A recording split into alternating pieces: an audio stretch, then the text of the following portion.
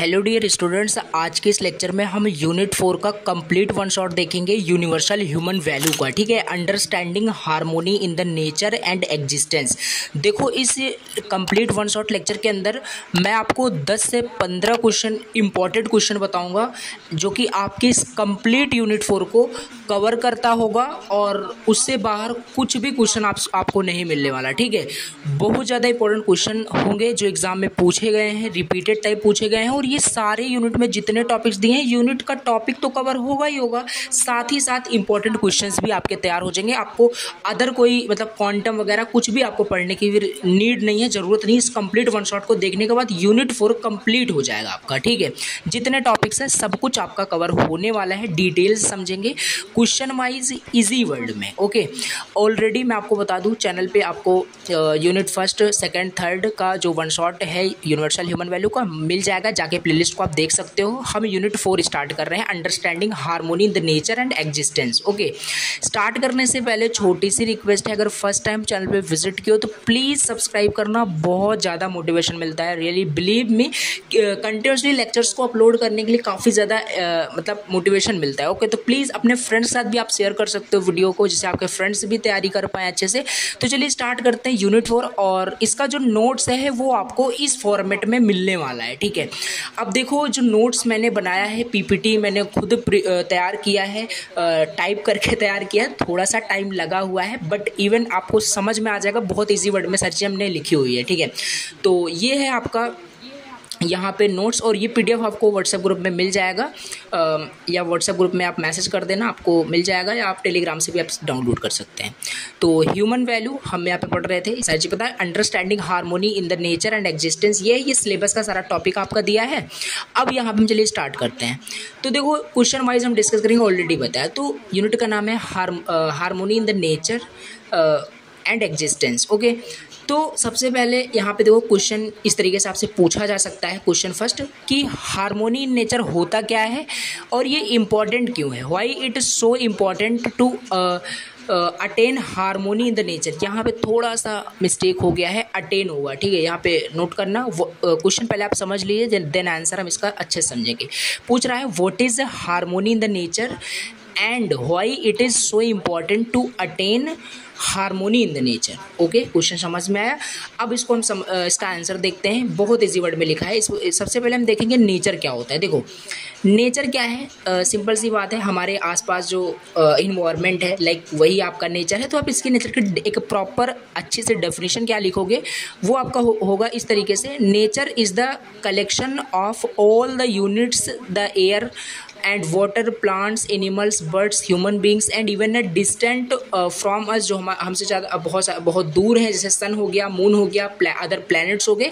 इन सब का अगर हम कलेक्शन करते हैं, इन सारे यूनिट्स का, लाइक एयर, वाटर, एनिमल्स का, ह्यूमन बींग का, बर्ड्स का, जितने भी मतलब नेचर में बहुत सारे आपके यूनिट्स हैं, इनको जब हम कलेक्ट करते हैं तो एक नेचर का निर्माण होता है, उसे ही हम नेचर बोलते हैं। ठीक है, अब हम इसमें समझेंगे नेचर में हार्मोनी का क्या मतलब है।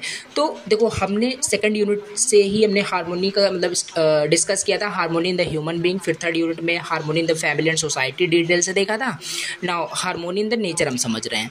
तो हार्मोनी इन द नेचर यहाँ पे क्या है, देखिए, harmony in nature refers to the balanced and peaceful coexistence of all living and non-living things in the environment। मतलब हार्मोनी इन नेचर का मतलब है कि बैलेंस्ड एंड पीसफुल को एग्जिस्टेंस हो। को एग्जिस्टेंस मतलब क्या होता है, सास्तित्व, मीन्स कि लाइक वर्क्स टुगेदर, सारे जो living and non living things हैं वो आपस में को एग्जिस्टेंस हो, मतलब साथ में काम कर रहे हैं। मतलब कि कहने का मतलब है को एग्जिस्ट हो, लाइक वर्क्स टुगेदर हो, पीसफुल हो, बैलेंस्ड हो इन्वायरमेंट के अंदर।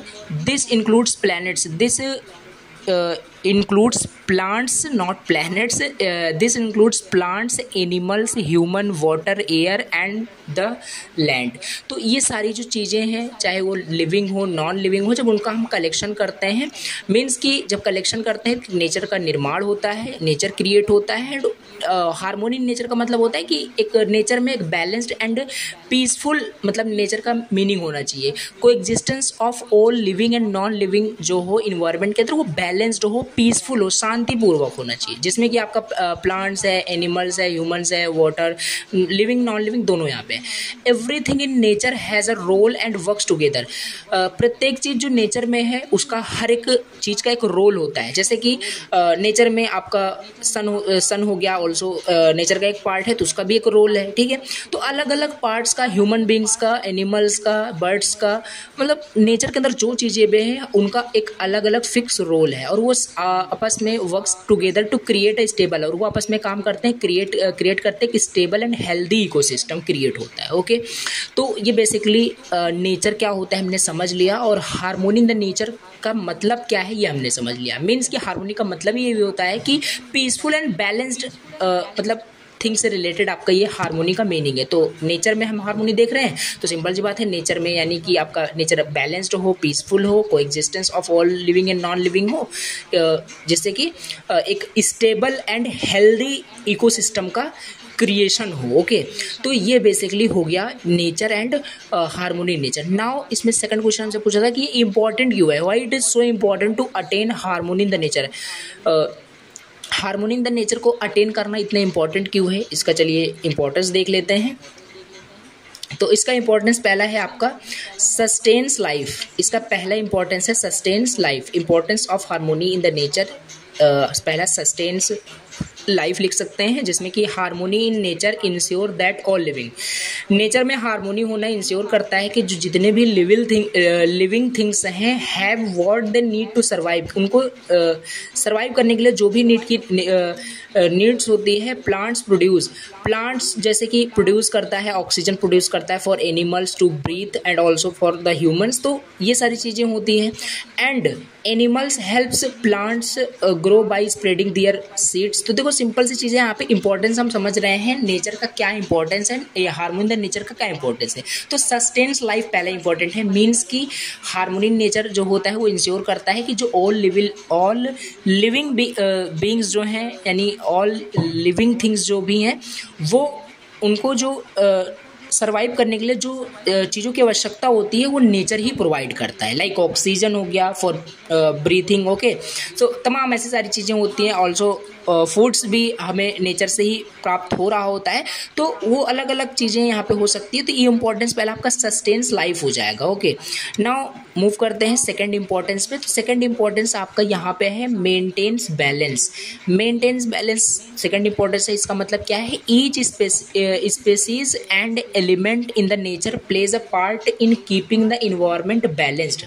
तो ये भी सिंपल आपका एक इंपॉर्टेंस हो जाएगा। फॉर एग्जांपल लाइक यहाँ पे प्रीडिटेटर्स यहाँ पे जैसे कि कंट्रोल करते हैं population of the other animals which prevents over grazing and preserve vegetation. Okay, तो देखो मेंटेन्स बैलेंस भी सेकंड इंपॉर्टेंस हो गया। अगर देखो थोड़ा सा भी यहाँ पे इशू आता है अंडरस्टैंड करने में, प्रॉब्लम की मीनिंग क्या होगा, तो उसके जाके आप क्या कर सकते हो, आप उसे गूगल पे सर्च कर सकते हो, उसकी मीनिंग आप देख सकते हो। इसमें कोई मतलब रॉन्ग थिंग नहीं है कि आप चीज़ों को सर्च नहीं कर सकते, आप कहीं से उसको समझ नहीं सकते। You are free to search anywhere, कि आप कहीं से भी सर्च करके आप पढ़ सकते हैं, ठीक है। आपको मेन कि आपको समझ में आना चाहिए, उसका कंसेप्ट रटना नहीं है, एज इट इज़ रट लो, जो लिखा है रट लो, ऐसा नहीं, उसका मीनिंग आपको क्लियर होना चाहिए। तो पहला देखो यहाँ पे हमने देखा सस्टेन्स लाइफ मीन्स कि ये देखो सिंपल कॉमन सेंस भी लगा सकते हो, नेचर की क्या क्या इंपॉर्टेंस है। सस्टेन लाइफ हो गया, मेंटेन्स बैलेंस हो गया। Now third is supports biodiversity. Supports biodiversity, इसका मीन्स क्या है, a harmonious environment allows a variety of species to thrive. This biodiversity makes ecosystem more resilient to changes the disaster like disease और climate change. तो काफ़ी सारे ऐसे disease होते हैं with the help of the nature, वो हमारे disease and होते हैं। तो बहुत सारी मतलब इसका इंपॉर्टेंस आप राइट कर सकते हैं। सपोर्ट बायोडाइवर्सिटी हो जाएगा। प्रोवाइड्स रिसोर्सेज, ऑल्सो हमें जो नेचर है वो रिसोर्सेज प्रोवाइड करता है। Like what types of resources nature provided, nature in harmony provides human with essential resources like clean air हमें प्रोवाइड करता है, fresh water and fertile soil for growing food. तो ये सारे हमें जो है रिसोर्सेज नेचर से ही प्राप्त होते हैं। So being harmony in the nature is a very important.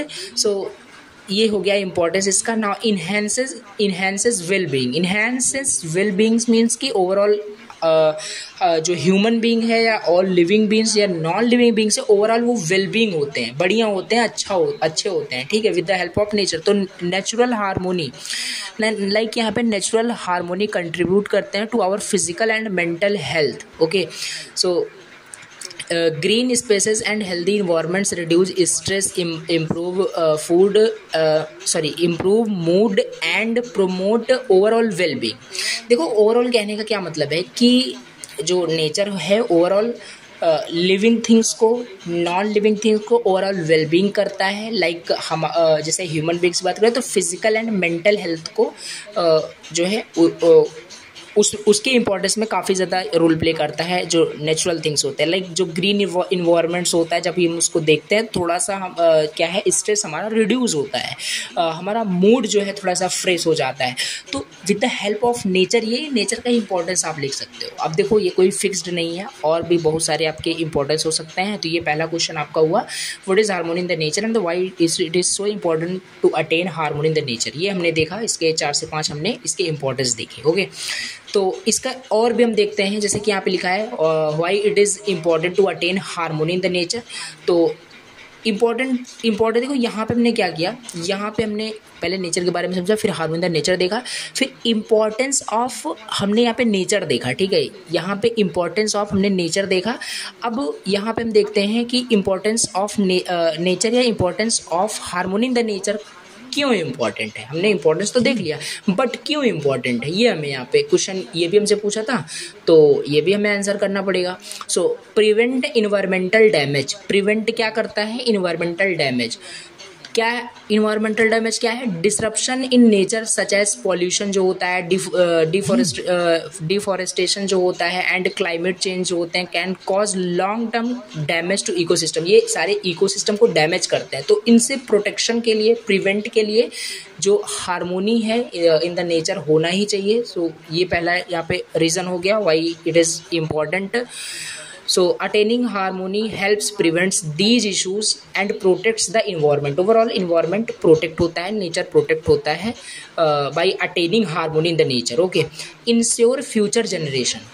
तो by maintaining a balanced ecosystem we ensure that the future generation will have access to the same natural resources and the healthy planet। okay, overall हमारी society काफ़ी साफ़ सुथरी होती है अगर हम harmony in the nature रहते हैं। तो बहुत सारी चीज़ें आप लिख सकते हो अपने इजी वर्ड में बना करके। ठीक है, तो पहला प्रिवेंट इन्वायरमेंटल डैमेज हो जाएगा, इंश्योर फ्यूचर जनरेशन हो जाएगा। Third, promote sustainable living. what promote sustainable living means achieving harmony in nature। achieving harmony in nature encourage sustainable practices that reduce waste and conserve resources, ensuring that human activities do not harm the environment। means कि sustainable livings को ये promote करता है। जब भी हम harmony in the nature attain करते हैं, नेचर के साथ विद हार्मोनी हम रहते हैं, तो इससे क्या होता है कि प्रमोट होता है सस्टेनेबल लिविंग। मीन्स कि जो ह्यूमन है वो हार्म नहीं करता इन्वायरमेंट को, ये प्रमोट होता है, जिससे अदर भी जो है उसे इम्प्लीमेंट कर सकते हैं, अटेन कर सकते हैं हार्मोनी इन द नेचर। तो that's why it is important to attain harmony in the nature. ये हम राइट डाउन कर सकते हैं। तो ये हो गया आपका पहला question complete, what is harmony in the nature and why it is so important to attain harmony in the nature. आप इतना राइट करते हैं इनफ होगा, और भी ज़्यादा आप कंटेंट को राइट कर सकते हैं। और क्योंकि थ्योरी पार्ट है, आप खुद से भी लिखेंगे, ऐसा नहीं कि लाइन टू लाइन आप याद ही करने वाले हो, खुद से भी लिखोगे, बस समझ में आपको आना चाहिए, क्वेश्चन वाइज आंसर आपको समझ में आना चाहिए। नाउ सेकंड क्वेश्चन पे मूव ऑन करते हैं। सेकंड क्वेश्चन क्या है, what do you mean by mutual fulfilment in nature. Explain करना है विद एग्जाम्पल।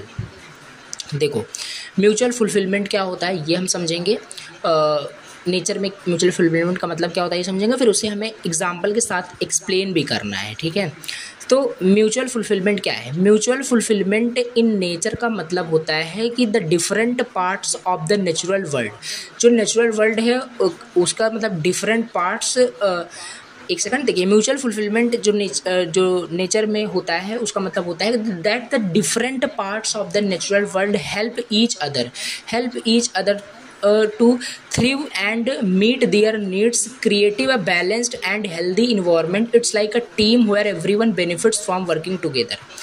मीन्स कि ये mutual fulfilment in the nature का मतलब है it is like a team, एक टीम की तरह आप इसे कंसिडर कर सकते हो, समझ सकते हो, जहाँ पे कोई मतलब दो एंटिटी आपस में जब काम करता है तो कुछ बेनिफिट होता है, सभी को वहाँ पे बेनिफिट होता है। जैसे कोई टीम है, एक टीम है, वो टीम अगर आपस में जब काम करते हैं तो सभी को बेनिफिट होता है काम करने। बहुत सारे एक प्रोजेक्ट क्रिएट करना है, उसमें एक टीम ग्रुप वर्क हो रहा है, उस प्रोजेक्ट क्रिएट किया जा रहा है तो उसमें सभी को बेनिफिट मिल रहा है, ठीक है, सभी सीख रहे हैं, नॉलेज गेन कर रहे हैं। उसी तरीके से जो म्यूचुअल फुलफिलमेंट होता है, इसका मतलब होता है कि जो different parts of the natural world होता है, ईच अदर थ्रिव एंड वो आपस में वर्क करते हैं, जिससे कि एक दूसरे के नीड्स को वो कंप्लीट करते हैं, एक दूसरे के नीड्स को क्या करते हैं, कंप्लीट करते हैं, creating a balanced and healthy environment. और एक बैलेंस्ड और हेल्दी इन्वायरमेंट क्रिएट होता है, यही होता है आपका म्यूचुअल फुलफिलमेंट। ओके, तो एग्जाम्पल समझ लेते हैं, example of mutual fulfilment in nature क्या क्या होता है। Example of mutual fulfilment in nature क्या क्या होता है, पहला आपका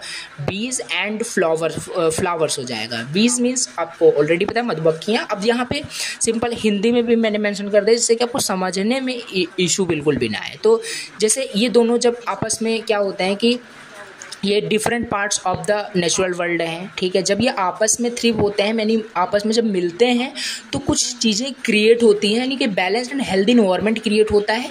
ओवरऑल इसमें everyone gets benefit from working together.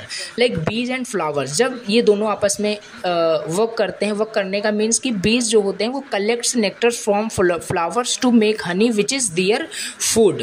तो देखो इससे दो काम हो रहा है। जो मधुमक्खियाँ हैं, लाइक ये different parts of the natural world है, आपको पता है मधुमक्खियाँ जो शहद बनाने के लिए फूलों से रस इकट्ठा करती हैं, जो उनका भोजन भी है, तो वो क्या कर रही हैं, फ्लावर से क्या कर रही हैं, उसके जो सीड्स हैं उसको एज अ फूड उसे मतलब ठीक है उसे ले भी रही हैं। और उसमें क्या हो रहा है कि इसमें दो आपका आपस में काम कर रहे हैं, दोनों के बेनिफिट्स यहाँ पे हो रहे हैं, ठीक है।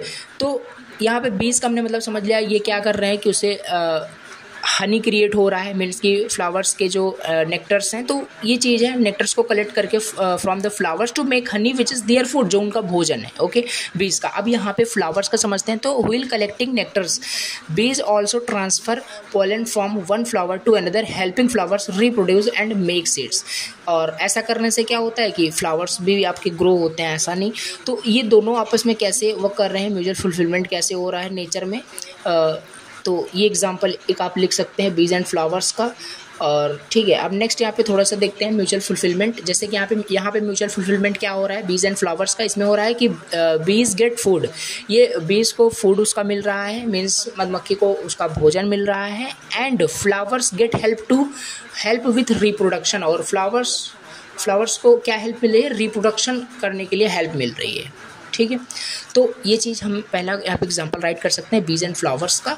दूसरा एग्जांपल है trees and animals. Trees and animals ये भी आपस में लाइक अ टीम जब वर्क करते हैं तो everyone gets benefit from them. Okay, so ये हो जाएगा। अब इसका हम समझ लेते हैं ट्रीज़ का। तो ट्रीज़ मीन्स यहाँ पे मतलब क्या है, ट्रीज़ कैसे म्यूचुअल फुलफिलमेंट में वर्क करता है। तो ट्रीज़ प्रोवाइड्स फ्रूट्स, ट्री जो होते हैं वो फूड प्रोवाइड करते हैं एंड बहुत सारे पदार्थ प्रोवाइड करते हैं। दैट मैनी एनिमल्स ईट, जो बहुत सारे एनिमल उसे ईट करते हैं। तो एनिमल का वो मतलब एज आ फूड भी हो गया। और ट्रीज़, अब देखो यहाँ पे ये आगे क्या है, एनिमल फिर कैसे यहाँ पे काम करते हैं विद द नेचर। देखिए, animals like squirrels help spread the seeds from the fruits and nuts by burying them which can grow into new trees। तो इस तरीके से एनिमल उसे ईट करते हैं तो वो जो क्या होता है कि जो भी ट्रीज़ होते हैं, जो भी ग्रॉस होते हैं, वो देन अगेन वो ग्रो होते हैं, न्यू ट्रीज फॉर्म होते हैं। तो ये चीज़ आपका एग्जांपल है। म्यूचुअल फुलफिलमेंट का मतलब क्या है, पहले ही अगर आप अच्छे समझ लोगे तो ये चीज़ समझ में आ जाए। तो म्यूचुअल फुलफिलमेंट का मतलब हमने समझा कि नेचर में इसका मतलब होता है कि जो डिफरेंट पार्ट्स हैं नेचुरल वर्ल्ड में, जब वो आपस में काम करते हैं, आपस में जब समझ लीजिए जब आपस में थ्रिव करते हैं, मीट करते हैं आपस में देयर नीड्स को, यानी वो एक दूसरे के नीड्स को कंप्लीट करते हैं, create a balanced and healthy environment create होता है लाइक अ टीम। आप इस एनालॉजी को याद रखना। तो यहाँ पे हमने trees and trees and animals देख लिए। नाउ इसमें म्यूचुअल फुलफिलमेंट क्या हो रहा है, म्यूचुअल फुलफिलमेंट का ये कैसे काम कर रहा है। एनिमल्स को फूड मिल रहा है, okay, and tree get their seeds, और ट्री को उसके सीड्स मिल रहे हैं, spread to grow more trees. तो जिसकी हेल्प से एक ट्री अगर एक ट्री को कोई एनिमल ईट करता है तो जो उसके सीड्स हैं अनदर स्प्रेड होते हैं, उसके सीड्स स्प्रेड्स होंगे तो बहुत सारे ट्री का मतलब क्रिएशन होगा, बहुत सारे ट्री वहाँ पे होंगे, ग्रो करेंगे। तो ये एक आपका म्यूचुअल फुलफिलमेंट होगा, ठीक है। तो ये चीज़ हो गया। नाउ सेकंड थर्ड आप एग्जांपल राइट कर सकते हैं, birds and alligators. Birds and alligators means birds में क्या होता है, birds like flowers eat parasites of the skin and teeth of alligators, ठीक है। Alligators by letting the birds and birds eat the parasites, alligator stay cleaner and healthier. ये भी आपका क्या हो जाएगा, एक म्यूचुअल फुलफिलमेंट का एक एग्जाम्पल हो सकता है, हो जाएगा। तो ये थर्ड एग्जाम्पल हो गया। इसमें म्यूचुअल फुलफिलमेंट क्या हो रहा है थर्ड वाले में, जिसमें कि आपका एलिगेटर है एंड बर्ड्स है। तो बर्ड्स गेट फूड, बर्ड्स को फूड मिल रहा है, and alligator gets a cleaning service, alligator को क्लीनिंग सर्विस मिल रहा है। देखो थोड़ा सा अगर कन्फ्यूज़न क्रिएट होता है तो जाके आप इसे हिंदी में इसकी मीनिंग थोड़ा सा एज मैं टास्क देता हूँ कि जो भी अगर थोड़ा सा समझने में कुछ इशू आता है तो उसे जाके आप खुद ट्राई आउट करिए कि इसका मीनिंग क्या है, खुद रिसर्च करें, जिससे कि और भी ज़्यादा आप कंटेंट को एक्सप्लोर कर पाएंगे, समझ पाएंगे अच्छे से चीज़ों को, ठीक है। तो हमारा हो गया बर्ड्स एंड एलिगेटर्स हो गए। Now next one is humans and plants. Humans and plants, अब ये कैसे म्यूचुअल फुलफिलमेंट करते हैं। ह्यूमन, देखिए, human plant tree and take care of garden for food oxygen for shade. Human क्या करता है, नए नए ट्री को प्लांट करता है और लाइक नए नए ट्री को प्लांट करता है for their food, okay, for their oxygen and shade के लिए। बट और प्लांट क्या होता है, प्लांट्स क्या करता है, प्लांट्स प्रोवाइड करता है फ्रूट्स वेजिटेबल प्रोवाइड करता है, ऑक्सीजन प्रोवाइड करता है फॉर ह्यूमंस टू ब्रीथ। तो म्यूचुअल फुलफिलमेंट इसमें क्या है, humans get food and clean air and plants, ये सारी चीज़ें आप यहाँ पे देख सकते हैं। अब ओवरऑल इंपॉर्टेंस समझते हैं म्यूचुअल फुलफिलमेंट की इंपॉर्टेंस क्या है। ये तो हमने देख लिया है कुछ एग्जाम्पल म्यूचुअल फुलफिलमेंट के, ठीक। इम्पॉर्टेंस क्या है म्यूचुअल फुलफिलमेंट का, तो म्यूचुअल फुलफिलमेंट जो है वो इम्पॉर्टेंट है क्योंकि it helps maintain the balance of nature. Nature को ये बैलेंस रखता है, सारी चीज़ें आपस में बैलेंस रहती हैं, ठीक है। तो जैसे ह्यूमंस क्या कर रहे हैं, ट्री को प्लांट कर रहा है, और प्लांट क्या कर रहा है, वेजिटेबल्स फ्रूट ऑक्सीजन ह्यूमंस को दे रहा है। तो ये आपस में कैसे, देखो लाइक अ टीम, ये आपस में वर्क कर रहे हैं और एवरीवन गेट बेनिफिट, और सभी को बेनिफिट यहाँ पे मिल रहा है। यही है आपका म्यूचुअल फुलफिलमेंट, यानी कि यहाँ पे सभी का फुलफिलमेंट हो रहा है। प्लांट का भी फुलफिलमेंट हो जा रहा है, नए नए प्लांट्स भी लग रहे हैं, और ह्यूमन का भी फुलफिलमेंट हो रहा है, उसे ऑक्सीजन मिल रहा है, शेड मिल रही है। तो यही है आपका म्यूचुअल फुलफिलमेंट। तो ये बैलेंस रखता है नेचर को। When different parts of the nature works together and support each other, it creates a healthy environment where all living things can thrive. This cooperation help ecosystem stay resilient and capable of handling changes and challenges, okay. तो ये हो जाएगा आपका second question, what do you mean by mutual fulfilment in the nature, explain with example, ये हमने देख लिया। Now third question हम देखते हैं, जो कि थर्ड क्वेश्चन भी काफ़ी ज़्यादा इम्पॉर्टेंट है, एग्ज़ाम में आया हुआ क्वेश्चन है, ओके। तो इसे हम अब देख लेते हैं। थर्ड क्वेश्चन क्या है, थर्ड क्वेश्चन हमसे पूछ रहा है कि there is a recyclability in nature, explain करना है विद द एग्जाम्पल। देखो रिसाइक्लेबल मतलब क्या होता है, रिसाइकल का पहले मतलब हम समझेंगे, देन फिर हम समझेंगे कि रिसाइक्लेबिलिटी नेचर में क्या होती है, और ये इम्पॉर्टेंट भी है, और इसे हम सूटेबल एग्जांपल की हेल्प से एक्सप्लेन करने वाले हैं। तो देखते हैं रिसाइक्लेबिलिटी क्या होता है। रिसाइक्लेबिलिटी क्या होता है नेचर में, हाउ नेचर रीयूज एवरीथिंग, यही होता है। मतलब जो नेचर में जो बहुत सारी चीज़ें होती है वो कैसे नेचर उसे रीयूज कर सकता है, ठीक है। रिसाइकल का मतलब होता है कोई भी चीज़ रिसाइकलेबल है, मीन्स कि उस चीज़ को हम दोबारा यूज कर सकते हैं, उसी सेम चीज़ को दोबारा हम यूज़ कर सकते हैं, वही होता है रिसाइकलेबिलिटी इन द नेचर। कुछ एनालॉजी के हेल्प से बहुत इजी वर्ड में लिखा है। देखो इमेजिन करो यू हैव अ टॉय, आपके पास एक टॉय है, that you can take apart and use the pieces of build something new. Nature does something similar with around us, उसी तरीके से नेचर भी काम करता है। देखिए लाइक एग्जाम्पल समझते हैं अच्छे समझ जाएगा। How leaves turn into soil and help new plants grow. तो रिसाइकलेबल यहाँ पे देखो हो रहा है कि जो लीव्स होती हैं, पत्ते जो होते हैं, जब वो कन्वर्ट होते हैं, वो मतलब कि टर्न होते हैं इनटू द सॉइल, और उस सॉइल की हेल्प से भी क्या होता है, नए प्लांट्स ग्रो होते हैं। कैसे समझते हैं डिटेल से इस एग्जांपल को, रिसाइकलेबिलिटी इन द नेचर क्लियर हो जाएगा, और ये एग्जांपल ही आपको चल रहा है, ठीक है। तो leaves fall of tree, tree से क्या होते हैं, बहुत इजी वर्ड में लिखा है देखो, ट्री से जो लीव्स होते हैं फॉल ऑफ होते हैं, मीन्स कि in the fall leaves fall of tree and land on the ground, और वो जमीन पर गिरते हैं। लीव्स ब्रेक डाउन, और जो लीव्स होते हैं वो ब्रेक डाउन हो जाते हैं, यानी टिनी क्रिएचर, मतलब बहुत सारे जो वॉर्म्स होते हैं, इंसेक्ट्स होते हैं, एंड बैक्टीरिया जो होते हैं, उन फैलन लीव्स को क्या करते हैं, ईट करते हैं और उसे ब्रेक कर देते हैं, break them into the many pieces और tiny pieces. This process is called decomposition. देखो ये भी 2 मार्क्स में क्वेश्चन आ सकता है, व्हाट इज डिकम्पोजिशन। तो डिकम्पोजिशन का मतलब होता है जो चीज़ डिकम्पोज होती है, मीन्स कि जो टिनी क्रिएचर्स हैं, लाइक वॉर्म्स हो गए, इंसेक्ट्स हो गए, बैक्टीरिया हो गए, जो किसी चीज़ को जब ईट करते हैं तो वो चीज़ आपकी क्या होती है, छोटे छोटे पार्ट्स में, पीसेस में वो ब्रेक डाउन हो जाता है, उसे हम डिकम्पोजिशन कहते हैं। लाइक यहाँ पे फैलन लीव्स का हमने एग्जांपल लिया था, और उसे जब उसने ईट किया तो वो ब्रेक डाउन इनटू मीन्स कि टिनी पीसेस में, और इस प्रोसेस को हम डिकम्पोजिशन कहते हैं। This process is called decomposition, ठीक है।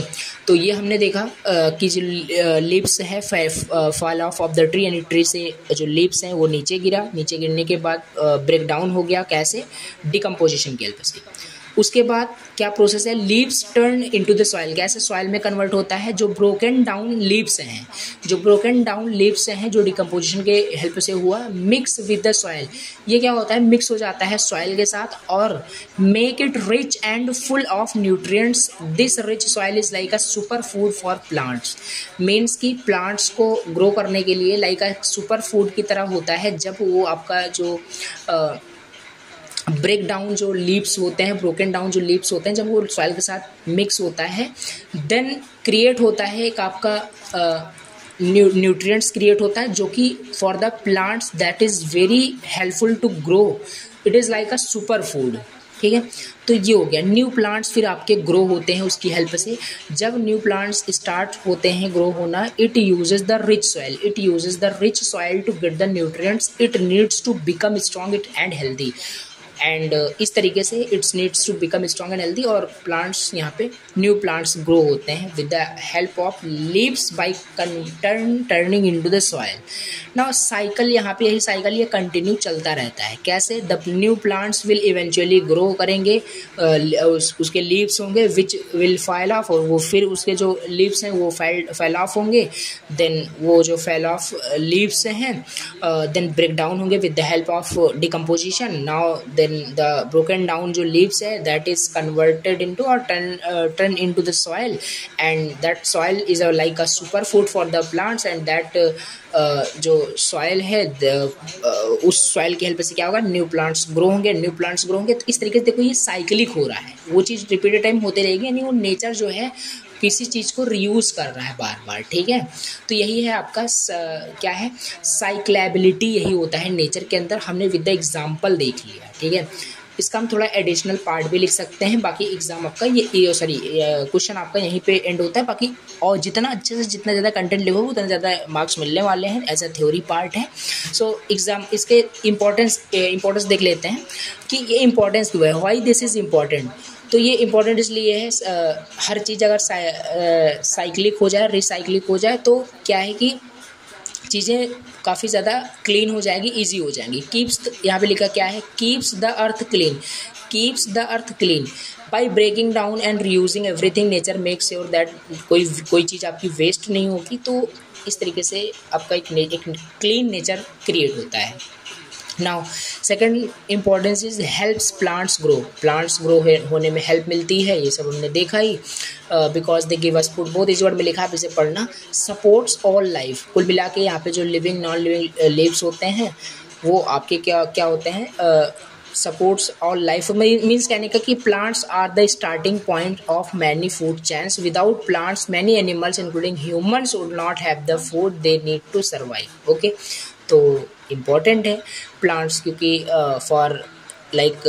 फॉर द लिविंग बीइंग हो या नॉन लिविंग बीइंग हो, जो विदाउट अगर प्लांट्स बात करें तो आई थिंक कि यहाँ पे है कि जो मतलब जो ह्यूमन बीइंग है एंड नॉन ह्यूमन बीइंग जो भी है वो they are very difficult to survive in the nature. Okay, तो plants is important, like plants give to the oxygen to breathing for the human. तो इम्पोर्टेंस यहाँ पे यही हम समझ रहे हैं कि क्या इम्पोर्टेंस है किसका, रिसाइकलेबिलिटी का, ये हम देख रहे हैं। तो सिंपल टर्म में अगर हम समझें और सिंपल टर्म में समझें इसको तो लाइक नेवर एंडिंग सर्कल, ये आप सब पढ़ना, बाकी समझ में आ गया होगा, बहुत इजी है। तो ये हो गया आपका थर्ड क्वेश्चन, जो कि है there is a recyclability in the nature. Nature के अंदर रिसाइकलेबिलिटी का एक टर्म होता है, उसे एक्सप्लेन करना था विद द एग्जांपल। ये हमने देख लिया और ये इंपॉर्टेंट क्वेश्चन है। ओके, सो अब हम देखते हैं क्वेश्चन 4। क्वेश्चन 4 पे मूव करते हैं। क्वेश्चन 4 आपसे पूछ रहा है एक्सप्लेन करना है recyclability and self regulation in nature. देखो इस तरीके से क्वेश्चन आपसे पूछ सकता है। इसमें रिसाइकलेबिलिटी आपसे पूछ रहा है। रिसाइकलेबिलिटी के तो आपको ऊपर जो हमने पढ़ा, कंप्लीट किया, आंसर देखा, उसी को राइट करना है। एग्जाम्पल भी लिख दोगे तो और बढ़िया है, लेकिन उसी के साथ इससे आपसे पूछा है इस अनदर क्वेश्चन में सेल्फ रेगुलेशन क्या होता है नेचर के अंदर। Self regulation in the nature क्या होता है समझते हैं डिटेल से। सेल्फ रेगुलेशन इन नेचर का मतलब होता है that the nature has it on ways to keep things balanced and healthy without needing help from humans. देखो इतने इजी वर्ड में लिखा है कि जो सेल्फ रेगुलेशन होता है, देखो सेल्फ रेगुलेशन मीन्स कि सेल्फ डिसिप्लिन हो गया, सेल्फ कंट्रोल हो गया, इसे आप रिलेट कर सकते हैं। तो सेल्फ रेगुलेशन नेचर में जो होता है, इसका मतलब होता है कि जो नेचर है, नेचर जो है उसके पास एक अपना, नेचर का एक अपना तरीका होता है अपने चीज़ों को बैलेंस रखने के लिए, हेल्दी रखने के लिए, बिना ह्यूमन के ज़रूरत के। मतलब ह्यूमन का उसमें कोई रोल नहीं है। नेचर के पास कुछ ऐसे वेज होते हैं जिसके वो अपने आप को खुद हेल्दी और बैलेंस्ड वहाँ पे रखते हैं। Like it is an automatic system, आप इसे समझ सकते हैं, जो एडजस्ट करते हैं itself to stay in a good shape. ठीक है, नेचर भी खुद का प्रोटेक्शन करता है। तो ये चीज़ यहाँ पे है। एग्जाम्पल कुछ लिखा है प्रीडिटेटर एंड प्रे बैलेंस। ठीक है, एग्जाम्पल ये हो गया। अब यहाँ पे लिखा है जैसे कुछ एग्जाम्पल यहाँ पे राइट किया गया है, rabbits and foxes. Rabbits and foxes, तो इससे क्या कैसे मतलब नेचर है वो आपका बैलेंस्ड एंड हेल्दी हो रहा है। तो इमेजिन करते हैं a forest with rabbit and foxes. एक फॉरेस्ट है विथ बहुत सारे रैबिट्स हैं, बहुत सारे वहाँ पे फॉक्सेस हैं। रैबिट्स ईट प्लांट्स, रैबिट्स क्या करते हैं, प्लांट्स को ईट करते हैं and multiply quickly if there are plenty of plants to eat. तो क्या करते हैं वो जो प्लांट्स है उसको ईट करते हैं एंड मल्टीपल टाइम्स, वो रिपीटेड टाइम करते हैं, जिससे कि क्या होता है कि if there are plenty of plants to eat. तो रैबिट्स एंड फॉक्सेस ये एक एग्जांपल होगा आपका सेल्फ रेगुलेशन का, जिससे क्या हो रहा है कि जो नेचर है, जो इन्वायरमेंट है, ऑटोमेटिकली एडजस्ट हो रहा है, अपने गुड शेप में हो रहा है। तो देन अब यहाँ पे लिखा है रैबिट जो है ईट कर रहे हैं प्लांट्स को, फॉक्सेस जो हैं फॉरेस्ट के अंदर फॉक्सेस ईट्स रैबिट्स, फॉक्सेस जो हैं वो रैबिट्स को ईट कर रहे हैं। फॉक्सेस हंट, फॉक्सेस जो हैं वो शिकार करते हैं रैबिट्स का फॉर फूड। ठीक है, क्योंकि फॉक्सेस को भी फॉर सर्वाइव रहने के लिए क्या है कि फूड्स की रिक्वायरमेंट है, तो वो रैबिट्स का ही फूड कर लेते हैं, means as a food, like hunt करते हैं रैबिट्स का foxes. If there are a lot of rabbits, अगर बहुत सारे रैबिट्स अगर हैं, foxes have plenty to eat and can have more baby foxes. ठीक, तो ये है यहाँ पे सेल्फ रेगुलेशन का मतलब। सेल्फ रेगुलेशन होता क्या है कि एक नेचर का एक अपना एक तरीका होता है जिससे कि सारी चीज़ें बैलेंस्ड एंड हेल्दी रहती हैं without needing the help from the humans. Like an automatic system होता है। हमने देखा कि रैबिट्स एंड फॉक्सेस का एक एग्जांपल देखा कि रैबिट्स जो है वो प्लांट्स को ईट कर रहे हैं एंड जो फॉक्सेस है वो रैबिट्स को एज देयर फूड ईट कर रहे हैं। तो ये हो गया। अब यहाँ पे नेक्स्ट यहाँ पे है just hold on 1 minute. Okay,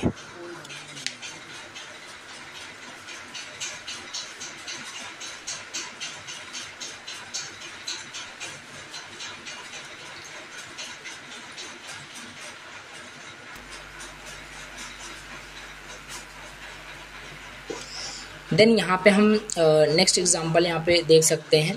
जो कि है बैलेंस हैपेंस का। बैलेंस हैपेंस मीन्स कि if there are too many rabbits, if there are too many, देखो एक स्टोरी की तरह आप इसे समझिए तो समझ में आएगा। If there are too many rabbits foxes eat more rabbits, foxes eat कर रहे हैं सारे रैबिट्स को, which keeps the rabbits population from getting too big.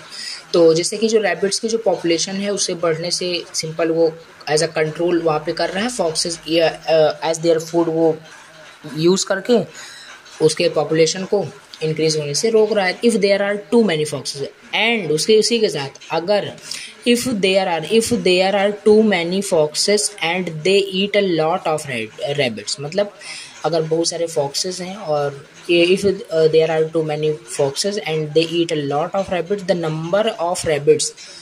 Number of rabbits goes down.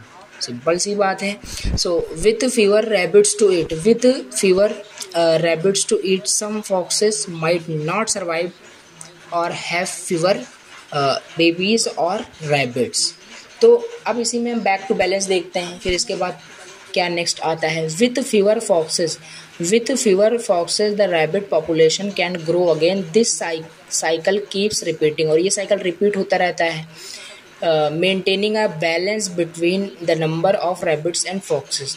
तो देखो ये थोड़ा सा अगर कन्फ्यूज़न क्रिएट किया हो कि इसमें आई नो कि थोड़ा सा कन्फ्यूज़न क्रिएट हुआ ही होगा, समझ में नहीं आ रहा होगा मीनिंग, तो इसे आप इग्नोर करो, ठीक है। अगर समझ में नहीं आ रहा हो तो इग्नोर करना, क्वेश्चन को इग्नोर नहीं करने को बोल रहा हूँ, ये एग्जाम्पल को, नेक्स्ट एग्जाम्पल भी इसीलिए मैंने आगे राइट किया है कि अगर कन्फ्यूज़न क्रिएट होता है तो अदर एग्जाम्पल आप सेल्फ रेगुलेशन का राइट कर सकते हैं, जो कि ये 100% समझ में आ जाएगा। तो बाकी इजी है, इसमें वही फॉक्स एंड रैबिट्स का यहाँ पे है कि कैसे ही आपस में एक दूसरे पे के ऊपर साइक्लेबल हैं, ठीक है। तो ये है self regulation in the nature. अब इसका एग्जांपल सेकंड देखते हैं, प्लांट्स एंड न्यूट्रिएंट्स का। ये एग्जांपल हो गया, plants take nutrients, plants nutrients लेते हैं from the soil to grow होने के लिए। व्हेन दे डाई, जब प्लांट्स डाई होते हैं, दे डिकम्पोज, ब्रेक डाउन हो जाते हैं, and return those nutrients to the soil, और सिंपल सी बात है जो सारे न्यूट्रिएंट्स होते हैं वो सॉइल को एज अ रिटर्न कर देते हैं। दिस कीप्स द सॉइल, इस तरीके से जो सॉइल होता है वो हेल्दी रहता है for new plants to grow. तो देखो आपस में ये भी रिसाइक्लेबल है, एंड इससे जो है नेचर अपने आप को जो है एक बैलेंस्ड एंड हेल्दी क्रिएट कर रहा है। हेल्दी मतलब बना रहा है इन्वायरमेंट्स को। तो प्लांट्स क्या है, प्लांट्स को न्यूट्रिएंट्स चाहिए फॉर ग्रोइंग, तो सॉइल से क्या करता है, न्यूट्रिएंट्स को लेता है, और जब प्लांट्स डाई हो जाते हैं देन डिकम्पोज होता है और वो रिटर्न करता है सारे न्यूट्रिएंट्स को to the soil. This keeps the soil healthy to new plants to grow.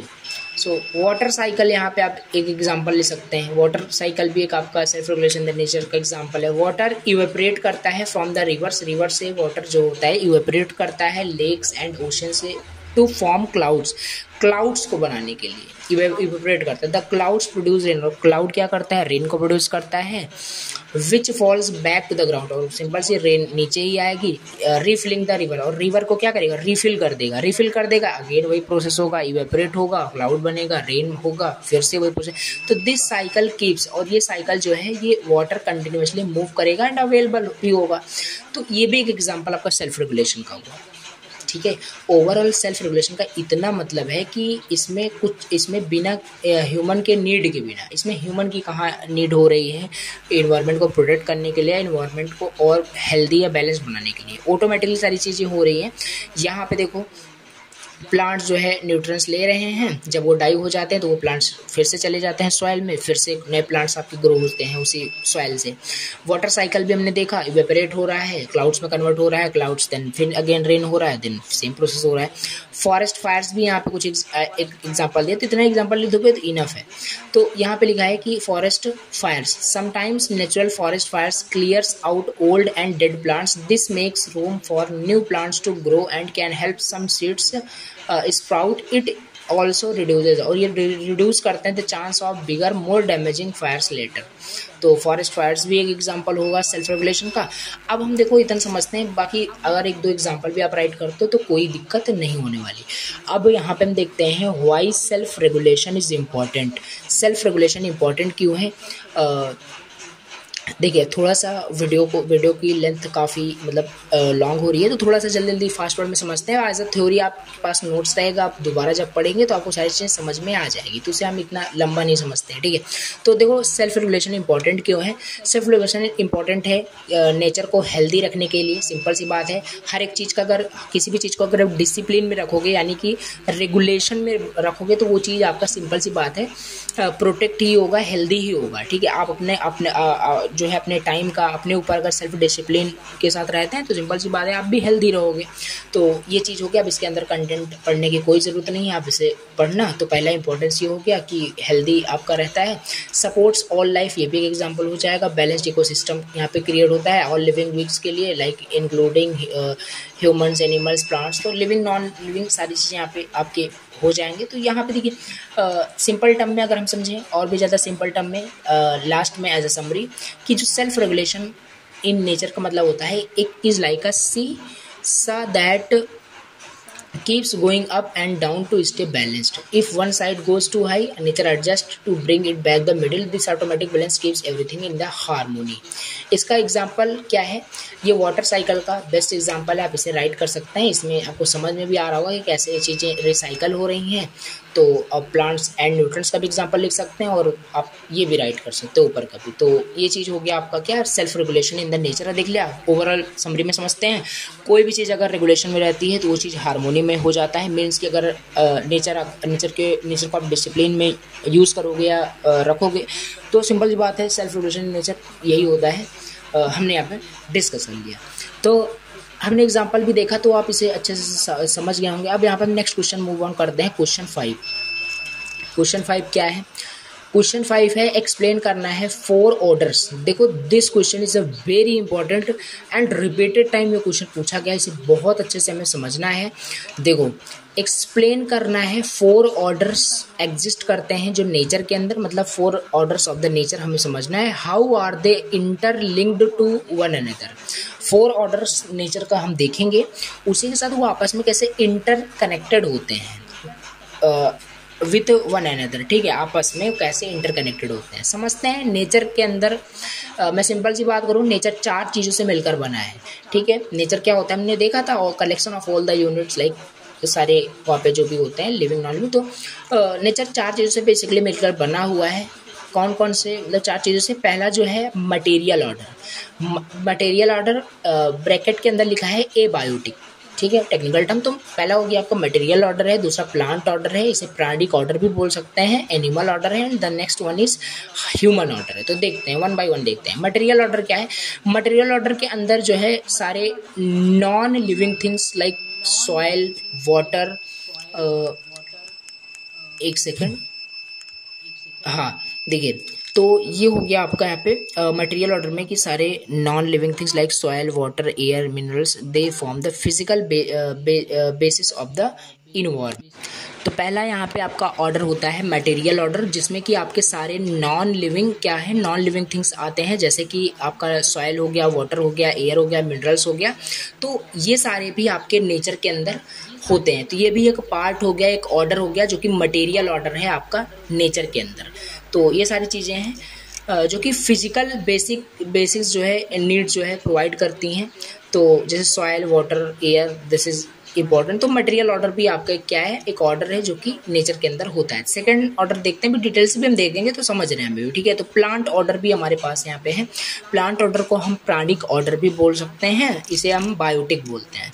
इसे क्या बोलते हैं? बायोटिक बोलते हैं। This includes all plants at the name suggest plant order, यानी इसमें सारे टाइप्स के प्लांट्स आएंगे और वेजिटेशन आएंगे। प्लांट्स आर लिविंग, लाइक हमें पता ही है plants are living but do not have feelings और कॉन्शियसनेस लाइक एनिमल्स और ह्यूमंस। तो इसके अंदर प्लांट के अंदर सारे प्लांट्स, सारे जो भी फ्लावर्स, मतलब जो भी बेसिकली जो प्लांट्स हैं, प्लांट ऑर्डर के अंदर सारे प्लांट्स आ जाते हैं। मटेरियल ऑर्डर के अंदर सारे नॉन लिविंग थिंग्स आते हैं like soil, water, air and other minerals they form the physical basis of the environment. तो प्लांट ऑर्डर के अंदर सारे प्लांट्स और वेजिटेशन आते हैं और plants are living as we know and तो ये सारी चीज़ें हैं।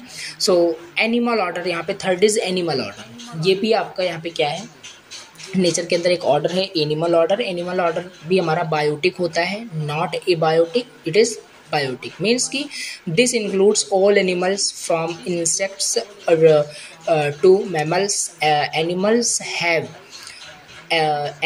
Have feelings. एनिमल्स के पास लाइक सिंपल सी बात है, जब लिविंग है तो feelings, consciousness, but are not as developed in thinking as humans. तो सिंपल सी बात है, एज ह्यूमंस की थिंकिंग के बराबर एनिमल्स की थिंकिंग नहीं होती है। तो ओवरऑल यहाँ पे हम समझ रहे हैं कि नेचर के अंदर कितने सारे ऑर्डर्स होते हैं। 4 ऑर्डर होते हैं। पहला मटेरियल ऑर्डर के अंदर सारे टाइप्स के मटेरियल आ जाएंगे, like soil, water, air, minerals, ये सब आ जाएंगे। एंड प्लांट ऑर्डर के अंदर सारे प्लांट्स एंड वेजिटेशन आ जाएंगे। और एनिमल ऑर्डर के अंदर सारे एनिमल आ जाएंगे, सारे टाइप्स के एनिमल। तो animal order and plant order biotic होता है और वो एबायोटिक होता है। तो लास्ट वाला आपका यहाँ पे है, फोर्थ ऑर्डर यहाँ पे है ह्यूमन ऑर्डर। ह्यूमन ऑर्डर के अंदर as we are human beings, तो यहाँ पे कंसिडर हो जाते हैं, आ जाते हैं। तो this includes humans who have advance thinking, reasoning and ability to make complex decision. तो काफ़ी इजी वर्ड में लिखा है, आप एज इट इज़ राइट कर सकते हैं, कोई दिक्कत नहीं होने वाली। तो ह्यूमन ऑर्डर भी बायोटिक होता है। तो ये हो गया 4 ऑर्डर हमने देख लिए। और भी बहुत सारी चीज़ें आप इसमें राइट कर सकते हैं, कोई इशू नहीं है। हाउ दे आर इंटरलिंक्ड और इंटरकनेक्टेड। अब ये आपस में कैसे इंटरकनेक्टेड या इंटरलिंक्ड रहते हैं ये हम समझ लेते हैं।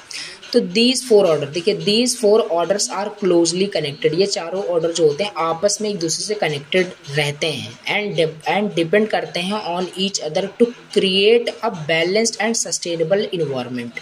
सिंपल सी बात है, balanced and healthy and sustainable environment create करने के लिए ये सारे चारों ऑर्डर जो होते हैं, material order, plant order, animal order, human order, आपस में ये जो है वर्क टुगेदर होते हैं, जिससे कि सस्टेनेबल इन्वायरमेंट का क्रिएशन होता है, जिससे कि आपस में ये डिपेंड भी करते हैं। ठीक है, तो सिंपल सी बात है, मटेरियल ऑर्डर पे ह्यूमन ऑर्डर डिपेंड करता है, लाइक वाटर, लाइक तो बहुत सारी चीज़ें हो जाएगी। प्लांट ऑर्डर भी आपका यहाँ पे हो जाएगा, जो कि डिपेंड रहते हैं, एनिमल्स पे डिपेंड रहते हैं। तो बहुत सारी चीज़ें हैं जो आपस में काफ़ी इंटरकनेक्टेड है, उसी को हम 1 बाय 1 समझते हैं डिटेल से। तो पहला, मटेरियल ऑर्डर सपोर्ट करता है प्लांट्स ऑर्डर को, मतलब डिपेंड, मीन्स कि soil, water, air and minerals, ये सब मटेरियल ऑर्डर के अंदर आते हैं। ये प्रोवाइड करते हैं नेसेसरी न्यूट्रिएंट्स प्रोवाइड करते हैं और conditions for plants to grow. तो सिंपल सी बात है, ये जो मटेरियल ऑर्डर है ये प्लांट्स ऑर्डर को सपोर्ट करता है, यानी कि मटेरियल प्लांट ऑर्डर वो डिपेंड कर रहा है मटेरियल ऑर्डर के ऊपर। तो सिंपल सी बात है, इंटरलिंक्ड है आपस में। तो ये वाटर, एयर एंड जो अदर मिनरल्स हैं, जो मटेरियल ऑर्डर हैं, ये नेसेसरी होते हैं फॉर ग्रोइंग द प्लांट्स। तो एग्जांपल जैसे हैं, प्लांट्स एब्जॉर्व करते हैं वाटर को, मिनरल्स को from the soil to produce food through photosynthesis की हेल्प से। तो इस तरीके से आपके प्लांट्स ग्रो होते हैं with the help of material order like water, air and other important minerals. तो material order supports plant order, ये याद रखना है। Plant order support animal order. जो प्लांट ऑर्डर है वो सपोर्ट करता है किसे? एनिमल ऑर्डर को। कैसे?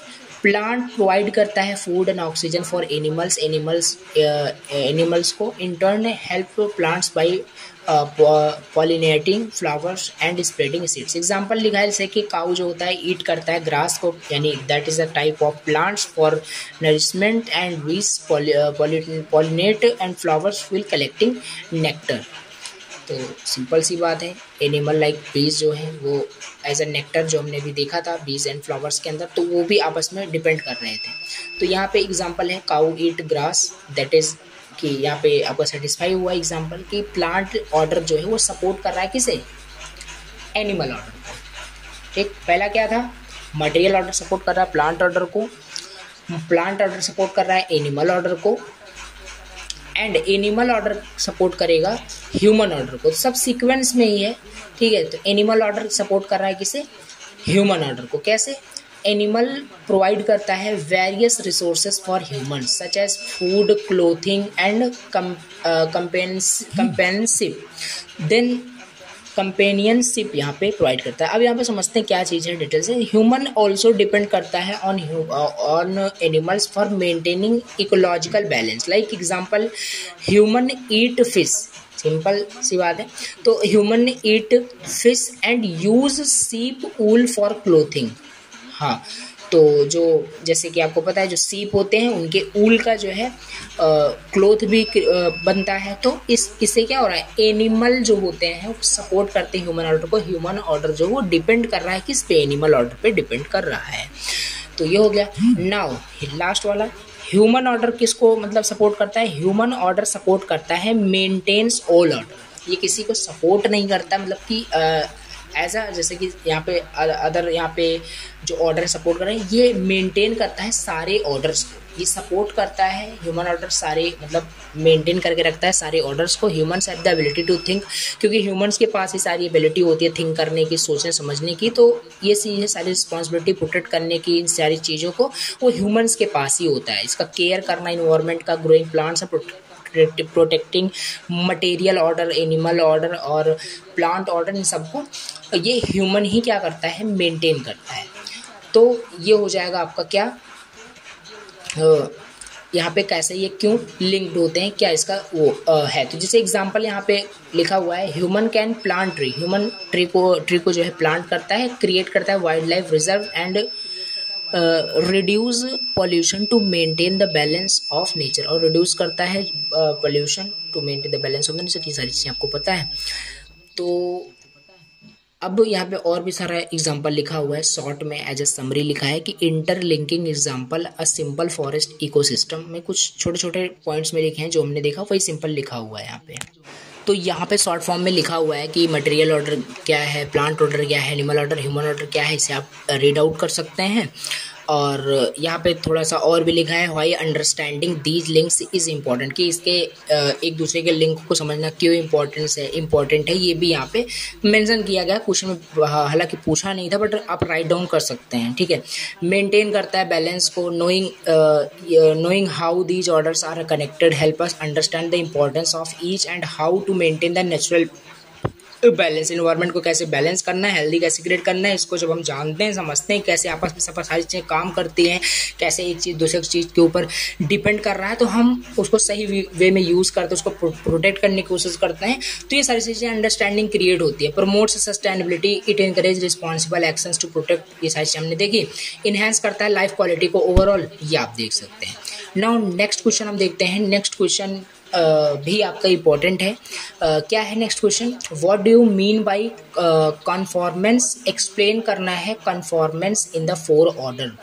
कन्फॉर्मेंस क्या होता है, इनेटनेस क्या होता है, ये सारे इंपॉर्टेंट क्वेश्चन है, एग्जाम में आए हुए क्वेश्चन है, ठीक है। और फोर ऑर्डर जो देखा वो तो बहुत ज़्यादा इंपॉर्टेंट है। बाकी सारे इंपॉर्टेंट क्वेश्चन ही है, आपको सारे तैयार करने हैं, इजी वर्ड्स में है। तो चलिए देखते हैं, इसका आंसर देखते हैं। और प्लीज़ अगर लेक्चर आपको समझ में आ रहा हो तो प्लीज़ लाइक कर देना।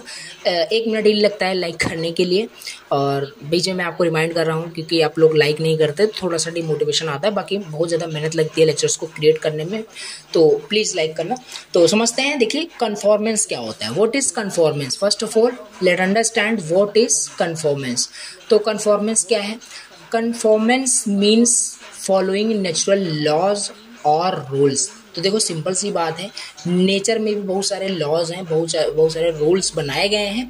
तो कन्फॉर्मेंस का मतलब होता है फॉलो करना नेचुरल लॉ को, रूल्स को। इन नेचर एवरीथिंग, नेचर के अंदर सारी चीज़ें ऑपरेट्स होती है अकॉर्डिंग टू स्पेसिफिक पैटर्न और प्रिंसिपल। नेचर में ऐसा नहीं है आप नेचर के साथ कुछ भी कर सकते हो, नेचर के साथ आप खिलवाड़ कर सकते हो। नेचर के बहुत सारे लॉज रूल्स बनाए गए हैं, उस रूल्स को आपको फॉलो करना होता है। सो देन यहाँ बताया गया कि एवरीथिंग, सारे नेचर के अंदर सारी चीज़ें ऑपरेट्स होती हैं अकॉर्डिंग टू देयर रूल्स और लॉज, मीन्स की स्पेसिफिक पैटर्न और प्रिंसिपल के बेसिस पे। This ensure that each part of the nature function properly and harmoniously with in the ecosystem. Okay, तो ये कन्फॉर्मेंस का मतलब होता है, हमने समझ लिया, ठीक है। Following natural laws and rules. Now यहाँ पे है conformance in the four order.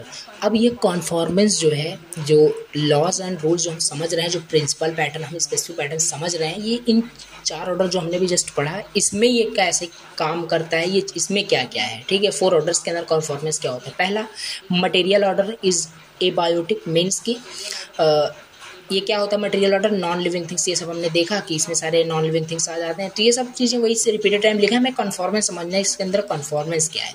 तो एग्जांपल समझते हैं मटेरियल ऑर्डर में कन्फॉर्मेंस क्या होता है। देखिए, वाटर जब इवेपोरेट करता है, वाटर क्या है, मटेरियल ऑर्डर, सिंपल सी बात है, यहाँ पे आप देख सकते हैं मटेरियल ऑर्डर। तो वाटर जब इवेपोरेट करता है व्हेन हीटेड एंड जब कंडेंस होता है water, when cooled rocks break down into soil through weathering. तो ये कॉन्फॉर्मेंस हो गया, मीन्स कि देखो काफ़ी एक स्पेसिफिक पैटर्न फॉलो हो रहा है, स्पेसिफिक प्रिंसिपल फॉलो हो रहा है। वाटर इवेपोरेट करता है, वाटर जो है वो वाटर इवेपोरेट करेगा when heat and condense, when cooled rocks break down into soil, then by weathering. तो ये देखिए इंपॉर्टेंट, इसका इंपॉर्टेंट भी देखते हैं, why it is important. This helps create the stable condition, this helps create stable condition needed for life exist, such as maintaining the water cycle and fertility. Okay, तो basically conformance का यहाँ पे importance बताया गया है कि material order में कैसे कन्फॉर्मेंस का क्या रोल है। तो इसे आप देख सकते हैं, यहाँ पे भी एक वाटर का साइकिल यहाँ पे कंप्लीट हो रहा है। वाटर इवेपोरेट, फिर हीट, फिर कंडेंस, कोल्ड, देन जो रॉक्स हैं ब्रेक डाउन होते हैं into the soil through weathering. तो ये सब आप रीड आउट करना। 9 सेकंड में यहाँ पे प्लांट ऑर्डर जो कि बायोटिक होता है, प्लांट ऑर्डर में सारे प्लांट्स होते हैं। तो प्लांट्स फॉलो करते हैं बायोलॉजिकल लॉज फॉलो करते हैं, such as growing towards light, using photosynthesis to make food. तो एग्जांपल ऑफ कन्फॉर्मेंस में इसमें क्या होगा कि प्लांट ऑब्जर्व करते हैं sunlight and carbon dioxide to produce oxygen and glucose, roots grow downward to find water and nutrients in the soil. तो ये भी हमारे पास क्या है, एक स्पेसिफिक हम पैटर्न प्रिंसिपल समझ सकते हैं। ये फॉलो होता है कि प्लांट्स ऑब्जर्व करते हैं सनलाइट को and always and carbon dioxide को, प्रोड्यूस करते हैं क्या, oxygen and glucose, then roots grow downward, जो रूट्स होते हैं फ्रॉम द प्लांट्स वो डाउनवर्ड ग्रो होते हैं, फाइंड करते हैं वाटर्स को, न्यूट्रिएंट्स को इन द सॉइल के अंदर, वो फाइंड आउट करते हैं, देन वो ग्रो करते हैं। तो ये चीज़ कॉन्फॉर्मेंस का मतलब यही हो रहा है। जैसे कि हमने कॉन्फॉर्मेंस का पहले मीनिंग समझा कि मतलब नेचुरल लॉज और रूल बोल सकते हैं, जो कि नेचर के अंदर सारी चीज़ें ऑपरेट होती हैं कुछ स्पेसिफिक पैटर्न और प्रिंसिपल का यूज़ करके। तो वही सब हमने उसके फंक्शन समझ रहे हैं, ठीक है, कि कैसे सारी चीज़ें काम करती हैं, क्या है। तो ये हो गया। नाउ ये इंपॉर्टेंट क्यों है, ऑलवेज इंपॉर्टेंट ये है कि this allowed plants to grow and reproduce providing food. तो ये सारी इसके इंपॉर्टेंस हो जाएंगे। एंड प्लांट ऑर्डर का हमने देख लिया, अब एनिमल ऑर्डर का देख लेते हैं। एनिमल ऑर्डर में कन्फॉर्मेंस क्या होता है, एनिमल ऑर्डर में सारे आपके एनिमल्स आ जाते हैं, इसमें भी आपके कुछ बिहेवियरल एंड बायोलॉजिकल लॉज हैं, like hunting for food and migrating suitable habitats. तो ये सारे यहाँ पे बायोलॉजिकल लॉज हैं। Example of conformance means bird migrate to warmer regions during winter. Simple, यहाँ पे जो बर्ड्स हैं वो माइग्रेट करते हैं टू द वार्मर रीजन्स में जब विंटर का सीज़न होता है। उसी तरीके से जो प्रेडेटर्स होते हैं वे हंट करते हैं prey to obtain food, keeping population balance in the check.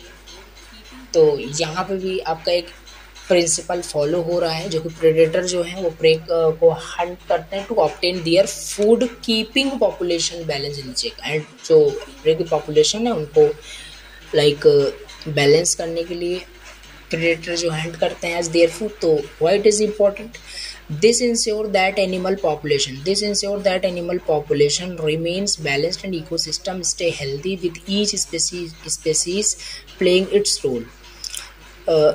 Next यहाँ पे है ह्यूमन ऑर्डर, ठीक है।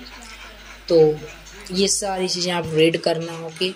तो ह्यूमन ऑर्डर मतलब बायोटिक होता है, हमने देखा ही था। ह्यूमन ऑर्डर मतलब कि जैसे human follow social, moral, ethical laws with biological needs.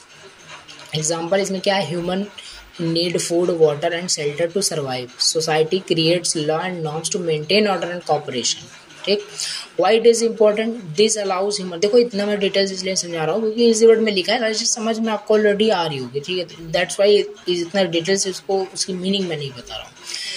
सो ये हो गया यहाँ पे इम्पोर्टेंट क्यों है। This allows human to three create civilisation and care of the environment and other life forms. तो ये जो कॉन्फॉर्मेंस है यानी जो लॉज रूल्स जो भी पैटर्न जो प्रिंसिपल जो भी हैं, तो ये क्या करते हैं ह्यूमन ऑर्डर के अंदर ह्यूमन को as a care of for the environment and other life forms को बताते हैं कि किस तरीके से इन्वायरमेंट को प्रोटेक्ट करना है।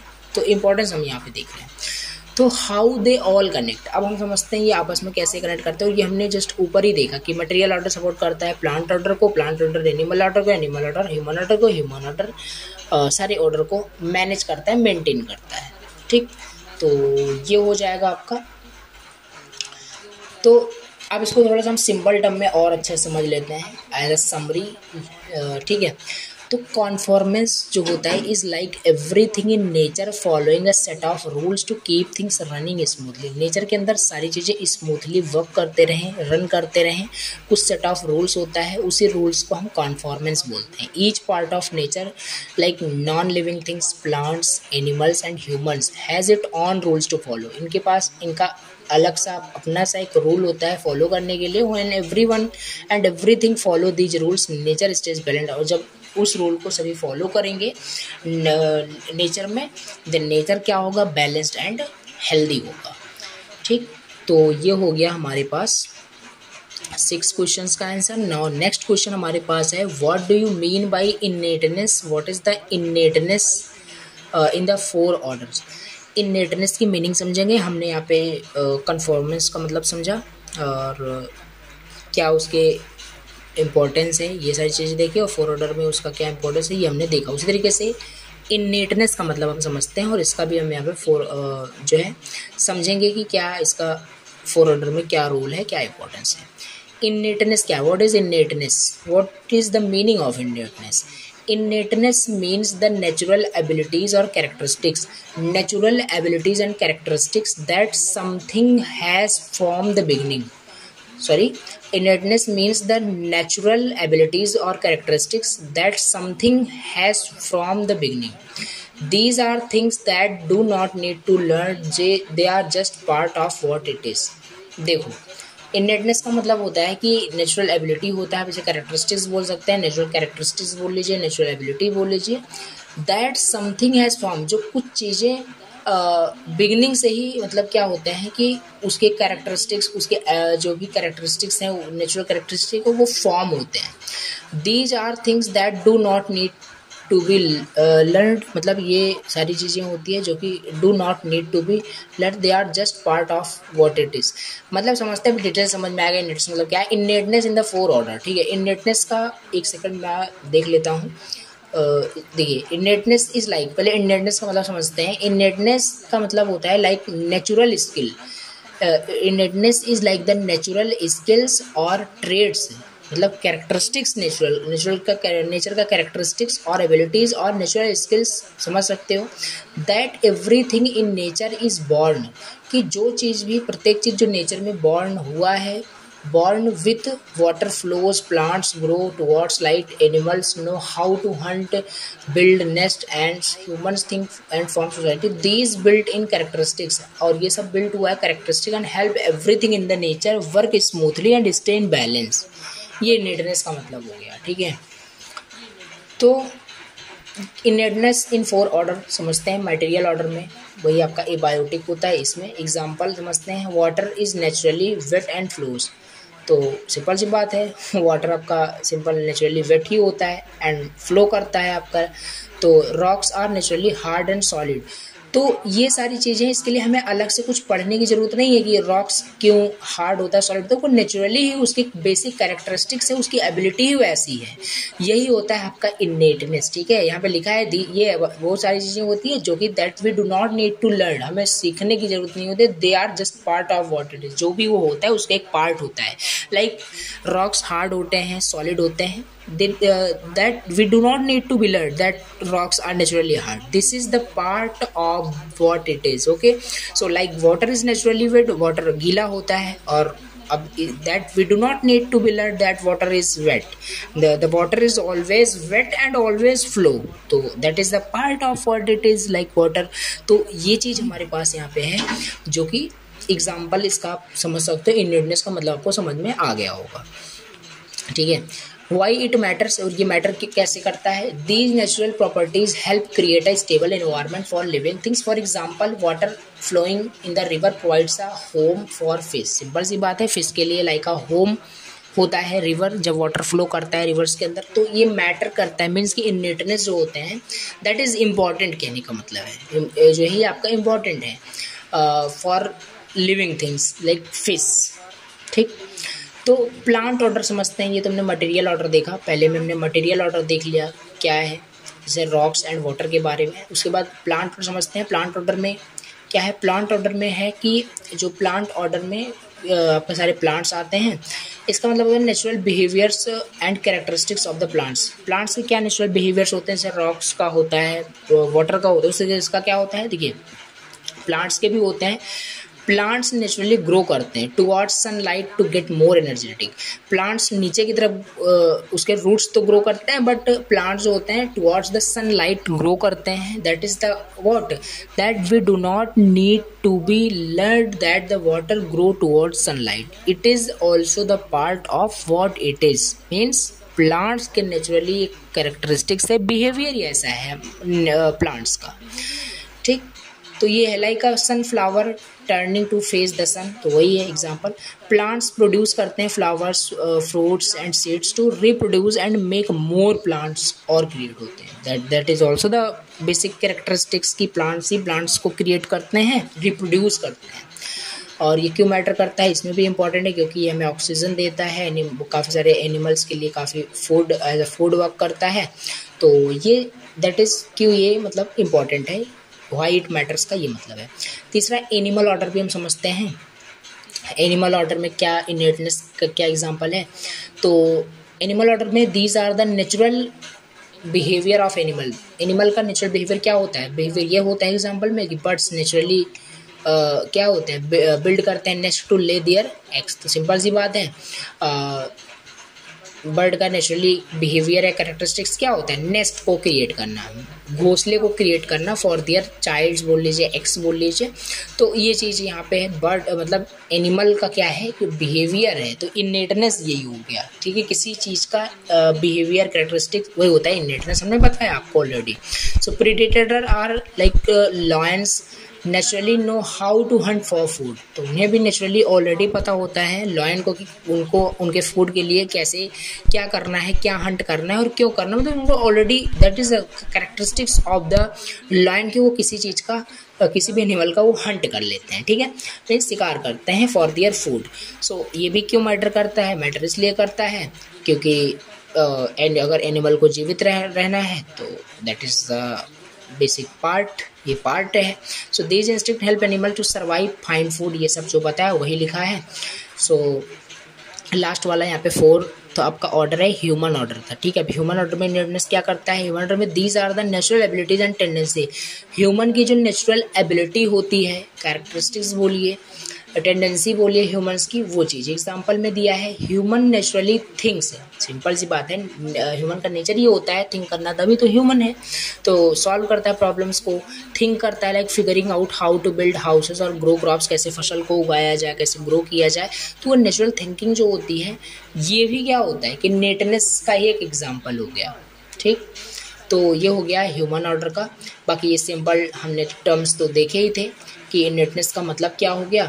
अब हम नेक्स्ट क्वेश्चन देखते हैं। तो ये हो गया कि ये हो गया आपका ये 7th question, what do you mean by innateness, what is the innateness in the 4 orders. तो ये हमने देख लिया। क्वेश्चन 8 देखते हैं। क्वेश्चन 8 देखते हैं। देखो क्वेश्चन 8 थोड़ा सा क्या है, ये भी बहुत ज़्यादा इंपॉर्टेंट है, तो इसे भी हम समझते हैं अच्छे से।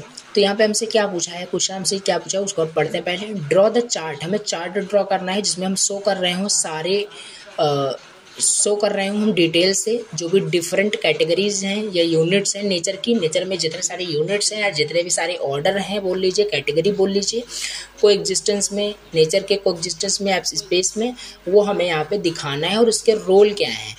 इनके होने से एग्जिस्टेंस में क्या बेनिफिट है, इनके रोल क्या है ये बताने। तो सिंपल सी बात है, नेचर में क्या क्या यूनिट्स होते हैं हमने देखा ही था। मटेरियल ऑर्डर होता है, तो आपको यहीं पे simple, here is the simple chart, ये सारे चीज चार्ट बना है। पहला नेचर, नेचर में से आपका मटेरियल ऑर्डर हो गया, प्लांट ऑर्डर हो गया, एनिमल ऑर्डर हो गया, ह्यूमन ऑर्डर हो गया। तो ये बेसिक 4 यूनिट्स होते हैं। तो इसी को हमें क्या करना है कि इम्पॉर्टेंट क्यों होते हैं, मतलब ये बता रहा है, आपको बताना है ये इनके रोल क्या होते हैं एग्जिस्टेंस में। समझते हैं डिटेल से कि ये क्या इसके रोल होते हैं। मतलब कि मटेरियल ऑर्डर मतलब ये प्रोवाइड करते हैं, बट इनके इसलिए रोल होते हैं मतलब एग्जिस्टेंस में, हमने ऑलरेडी देखा था। वाटर ये प्रोड्यूस करते हैं, लाइक सॉइल, एयर। तो ये सारी चीज़ें इसीलिए इंपॉर्टेंट है, ये सारी चीज़ें आपको यहाँ पे लिखनी है। तो देखो, मटेरियल ऑर्डर में provides the foundation and resources needed for plants animals. तो ये हमने देखा एग्जांपल, सॉइल प्रोवाइड करता है न्यूट्रिएंट्स फॉर प्लांट्स। तो ये सारी चीज़ें पढ़ना बहुत ईजी है।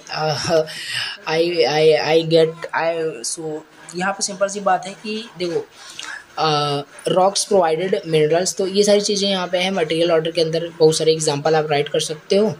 तो थोड़ा सा मैं भी टायर्ड फील कर रहा हूँ, दैट्स वाई उतना डिटेल्स में नहीं बता रहा हूँ। बाकी इसी वर्ड में लिखा है, उतना भी बहुत ज़्यादा डिफ़िकल्ट टू अंडरस्टैंड नहीं है, आप समझ सकते हैं। तो मटेरियल ऑर्डर का एग्जांपल हमने देख लिया। एंड दूसरा हो गया हमारे पास प्लांट ऑर्डर। इसका ये क्या रोल है, इसका क्यों इम्पॉर्टेंट है, ये कोएग्जिस्टेंस में नेचर के अंदर क्यों इम्पॉर्टेंट है। तो सिंपल, ऑक्सीजन प्रोवाइड करता है हमें, एंड बहुत सारी चीज़ें होती हैं, थ्रू फोटोसिंथेसिस फूड्स हमें मिलता है। सो ये बहुत इजी है, आप इसे पढ़ना। एनिमल ऑर्डर भी यहाँ पे हमारे पास हो गया, एनिमल ऑर्डर भी क्यों इम्पोर्टेंट है। तो ये भी आपके एनिमल भी हमारे इम्पोर्टेंट होते हैं, प्रोवाइड करते हैं फूड्स को एंड कंपेनियनशिप्स टू ह्यूमंस। तो ये हो गया। इसके भी एग्जांपल यहाँ पे दिया गया है एनिमल ऑर्डर का, कि जो जैसे बीज एंड फ्लावर्स का देखा था, तो वो एक बेस्ट एग्जांपल था, उसे आप अच्छे से समझे होंगे। तो बीज जो होते हैं वो पॉलिनेट करते हैं फ्लावर्स को, एंड बर्ड्स स्प्रेड्स करते हैं सीड्स को। काऊ जो होते हैं, काऊ एंड यहाँ पे चिकन्स प्रोवाइड्स फूड्स। ये सारी चीज़ें यहाँ पे एज एग्जाम्पल यहाँ पे दिया हुआ है, ठीक है। तो कुछ भी एग्जाम्पल आप यहाँ पे राइट डाउन कर सकते हैं। तो यहाँ पे फोर्थ हम यहाँ पे देखते हैं ह्यूमन ऑर्डर। ये क्यों इंपॉर्टेंट, देखो सिंपल, ये मोस्ट इंपॉर्टेंट है। यूजेस नेचुरल रिसोर्सेज, उस जो सारे रिसोर्सेज हैं, 3 ऑर्डर जो है, इनको यूज़ करना, इनको मैनेज करना कौन करेगा, ह्यूमन ही करेगा। सो प्रोटेक्ट करना इन्वायरमेंट्स को, तो ये सारे काम क्या होते हैं ह्यूमन ऑर्डर्स के अंदर ह्यूमंस करते हैं। तो ह्यूमंस प्लांट करते हैं tree, create wild life reserves and reduce pollution, use technology, solve environmental problems. Environmental जो भी पॉल्यूशन या जो भी टाइप्स के प्रॉब्लम्स होते हैं, उनको सॉल्व ह्यूमन ही करता है, उनको मैनेज करता है। तो इनमें क्या है कि देखिए, your role in existence, your role in existence ये भी आपको बताना है। तो देखो इसमें पूछा क्या था, क्वेश्चन समझते हैं। क्वेश्चन हमसे ये पूछा था कि हमें चार्ट बताना है। चार्ट हमने बना दिया था, तो इसमें हमने क्या किया, उसी चार्ट को थोड़ा सा एक्सप्लेन करते हैं जो प्रीवियस में हमने पढ़ रखा है, प्रीवियस क्वेश्चन में वो कर दिया। एंड ये क्वेश्चन हमारा जब कंप्लीट हुआ, चारों को हमने बता दिया, ये क्यों इंपॉर्टेंट है ये भी बता दिया। इसी के बाद हमसे पूछ रहा है व्हाट इज़ योर रोल, आपका क्या रोल है इस एग्जिस्टेंस में, आप इस एग्जिस्टेंस में, इस नेचर में हो, आप क्या कर रहे हो, आपका क्या काम है। तो ये सारी चीज़ें इंपॉर्टेंस, रोल हमें बताना है। तो इसको चलिए देख लेते हैं। तो सिंपल, हमारा रोल क्या है, जो भी आप करते हो नेचर के साथ अच्छी चीज़ें, वो सारी चीज़ें आप राइट कर सकते हो, खुद से भी लिख सकते हो। पहली चीज़ आप ये क्या करते हो, हमारा जो मतलब रोल जो होता है एग्जिस्टेंस में, वो होता है अंडरस्टैंडिंग एंड लर्निंग। मतलब लर्न अबाउट नेचर के बारे में हम लर्न करते हैं कि डिफरेंट पार्ट्स ऑफ कैसे ये आपस में काम करते हैं, सारे कैसे देखो ऑर्डर्स आपस में इंटर कनेक्टेड होते हैं, अंडरस्टैंड करते हैं। तो ये पहला आपका हो जाएगा understanding and learning. Second one is protecting and conserving, यानी कि हम इन्वायरमेंट को जब उसके अंडरस्टैंड एंड लर्न करते हैं, तो हम उसे प्रोटेक्ट करने की भी ट्राई आउट करते हैं। तो प्रोटेक्टिंग भी आपका यहाँ पे हो जाएगा कि ये भी हमारा एक रोल होता है, जब प्रोटेक्शन हम वर्क करते हैं। Responsible living like life sustainably by making eco friendly choices in your daily life. तो रिस्पॉन्सिबल एक लिविंग बींग्स हम बनते हैं नेचर के अंदर, ये हमारा मतलब रोल एज अ रोल आप कुछ भी राइट कर सकते हैं। तो यहाँ पे बता रहा है कि living sustainably by making eco friendly choice वहाँ पे हम लेते हैं डेली लाइफ में।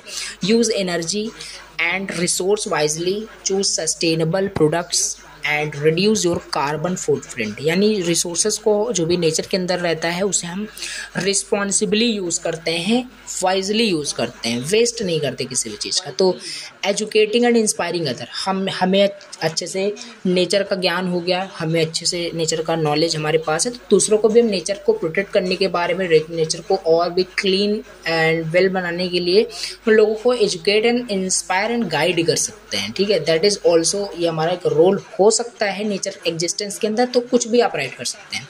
सिंपल टर्म में अगर हम समझें अब यहाँ पे कि everything in nature is connected, सारी चीज़ें नेचर में जो भी चीज़ें देखते हो सारी चीज़ें वो कनेक्टेड हैं आपस में। Non living things like soil, water support plants provide food, ये जैसे हमने 4 ऑर्डर देखे थे कौन किसको सपोर्ट करता है, तो वही सारी चीज़ें हैं कि सारी चीज़ें यहाँ पे एक दूसरे से कनेक्टेड रहती है, सपोर्ट करती रहती है। तो हमारा यहाँ पे रोल क्या है, योर रोल यहाँ पे, your job is to learn about these connections, protect environments, like live responsibly and inspire others to be the same, like दूसरों को भी बताएं कि क्या चीज़ें कैसे करनी है, हेल्दी कैसे रखना है नेचर को। तो ये सारी चीज़ें यहाँ पे हमारे पास हो गई है। क्वेश्चन हमारा हो गया कंप्लीट, क्वेश्चन 8 कंप्लीट हो गया। ना क्वेश्चन 9 देखते हैं। क्वेश्चन 9 क्या है, देखिए ये आपका लास्ट टॉपिक चल रहा है। एक बार अब लास्ट में मैं आपको थोड़ा सा सिलेबस भी दिखाता हूँ।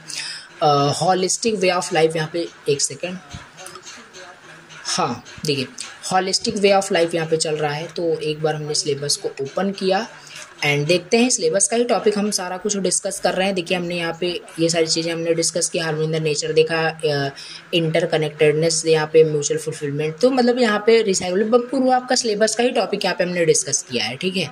तो अभी लास्ट का टॉपिक आपका ये चल रहा है, holistic perceptions of harmony at all levels of existence. तो सारे टॉपिक्स आपके कवर हैं विद इंपॉर्टेंट क्वेश्चन, तो कोई भी टॉपिक आपका छूटने वाला नहीं है, कोई भी क्वेश्चन आपका एग्जाम में छूटेगा नहीं, ओके। सो अब हम क्वेश्चन 9 देख लेते हैं जल्दी से।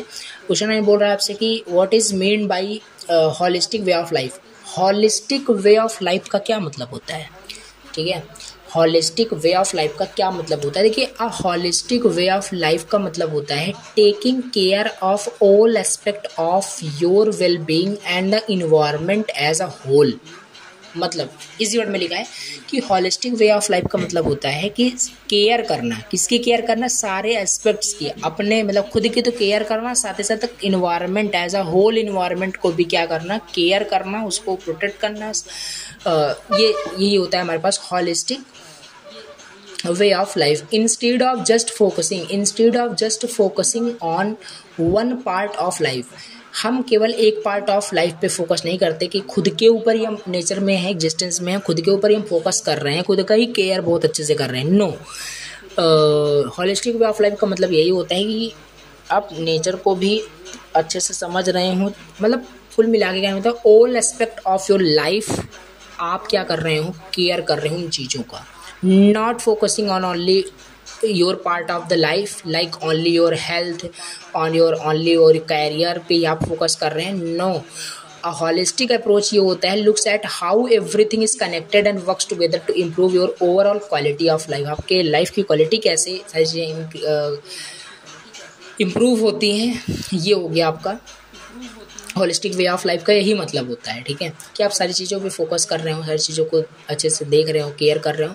तो की aspects of a holistic way of life का क्या क्या की एस्पेक्ट्स हैं, क्या क्या ऐसे इंपॉर्टेंट पहलू हैं, इस एस्पेक्ट्स हैं हॉलिस्टिक वे ऑफ लाइफ का।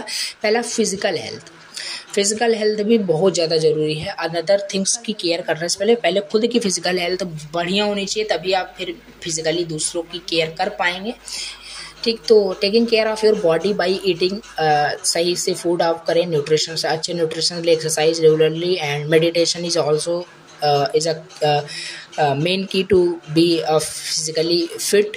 So getting enough rest यहाँ पे, eating fruits and vegetables, exercising, sleeping well, तो ये सारी चीज़ें यहाँ पे फिजिकल हेल्थ इस तरीके से बेटर होगा। मेंटल एंड इमोशनल वेलबींग भी होना है, मैनेजिंग स्ट्रेस एंड ये सारी चीज़ें यहाँ पे है। So practising relaxation techniques like meditation, talking to friends and pursuing hobbies and enjoy. तो ये सब क्या है आपका की aspects of holistic way of life, यानी सारी चीज़ों का यहाँ पे देखो 360 डेवलपमेंट यहाँ पे हो रहा है, मतलब सारी चीज़ों का आप केयर कर रहे हो, ठीक है, एक ही चीज़ पे नहीं। सोशल कनेक्शन भी आपका बढ़िया है, आप सोसाइटी के साथ कनेक्टेड हो, फ्रेंड्स के साथ आपका एक अच्छा रिलेशन है। सो ये चीज़ है, building and maintaining strong healthy relationship with family, friends and community. तो ये चीज़ यहाँ पे देखो लिखा है कि spending time with loved ones. तो ये सारी चीज़ें यहाँ ईजी वर्ड में लिखी हैं, आप इसे रीड आउट कर सकते हैं, कोई इशू नहीं है।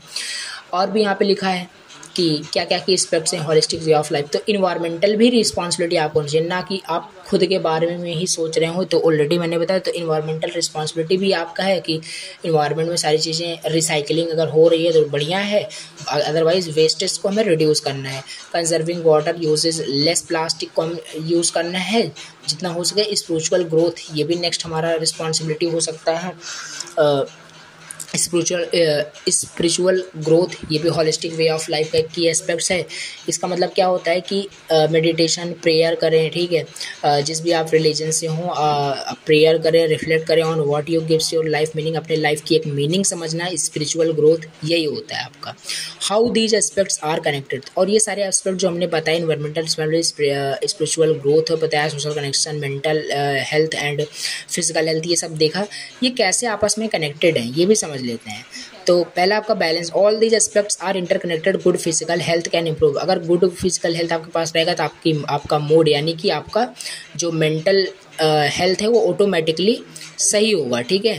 तो ये चीज़ है, अगर फिजिकल हेल्थ सही है तो इम्प्रूव होगा आपका मूड, इम्प्रूव होगा, मेंटल वेलबींग आप रहोगे, तो ये हो जाएगा आपका। सेकंड यहाँ पे हॉलिस्टिक अप्रोच क्या है, by focusing on all these areas together you create a balance and fulfilling life where each part supports the others. For example, being physically healthy can make it easier to enjoy time friends and family which is turn can improve on your physical on your emotional wellbeing. तो holistic approach यही होता है कि और सारे जो भी different parts of जो एरियाज़ हैं वो आपस में काम कर रहे हो, मैंने कि आप क्रिएट कर रहे हो, तो बैलेंस्ड एंड फुलफिलिंग लाइफ आप क्रिएट कर रहे हो। हॉलिस्टिक अप्रोच का मतलब ये होता है, और हॉलिस्टिक वे ऑफ लाइफ का मतलब मैं ऑलरेडी देख लिया। सो सिंपल टर्म में अगर हम समझ लें क्या है, तो हॉलिस्टिक वे ऑफ लाइफ का मतलब होता है taking care of every part of your life. Easy word में लिखा है, इतना ईजी वर्ड में और कहाँ पे आपको अच्छे से समझ में आएगा। तो यहाँ पे मतलब लिखा है कि हॉलिस्टिक वे ऑफ लाइफ का मतलब होता है कि सारी चीज़ों का केयर करना, जो कि तो आपके पार्ट ऑफ आपके लाइफ का एक पार्ट है। ऑल्सो नेचर भी आपकी एक लाइफ का पार्ट, तो नेचर को इग्नोर नहीं करना है कि नेचर हमारी लाइफ पार्ट नहीं है, नेचर को हम केयर नहीं करेंगे और सारी चीज़ों का करेंगे। तो your body, mind, relationship and the environment is also is the part of your life. Okay, so it is about looking at the big picture and understanding that everything is get connected. By balancing and caring these areas you create a happier, healthier and more fulfilling life हम create कर सकते हैं। ये हो गया आपका question 9। Now question 10 देखते हैं, ठीक है। तो क्वेश्चन 10 यहाँ पे हम देखते हैं। I think question 10 is the last question.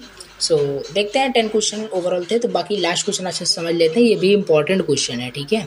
सो इसमें क्वेश्चन आपसे क्या पूछ रहा है, क्वेश्चन हमसे पूछ रहा है कि what is the holistic technology. Holistic technology क्या है, आपको दो ऐसे एग्जांपल बताने हैं जो कि इंडियन ट्रेडिशन में हम बात करें वो यूज़ होते हैं, हॉलिस्टिक टेक्नोलॉजी यूज़ होते हैं। उसे एलोबरेट करना है, उसी को थोड़ा सा एक्सप्लेन कर देना है, आपको राइट करना है।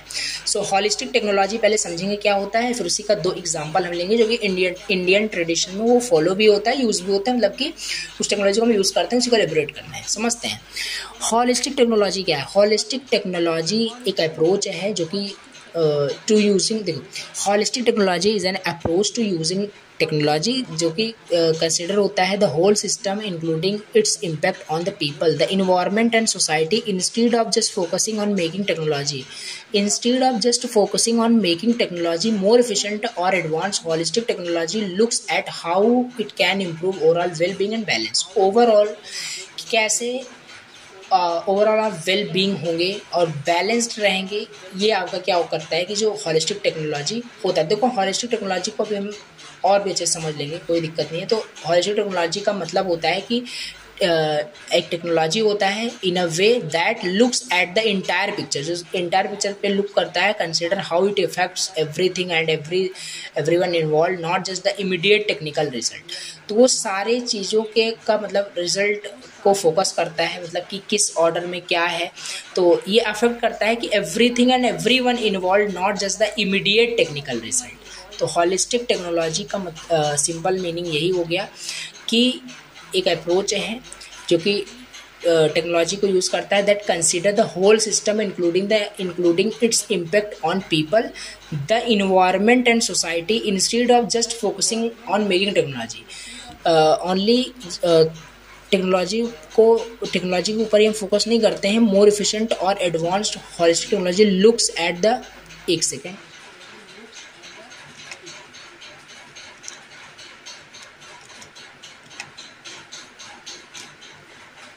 एक सेकेंड जस्ट,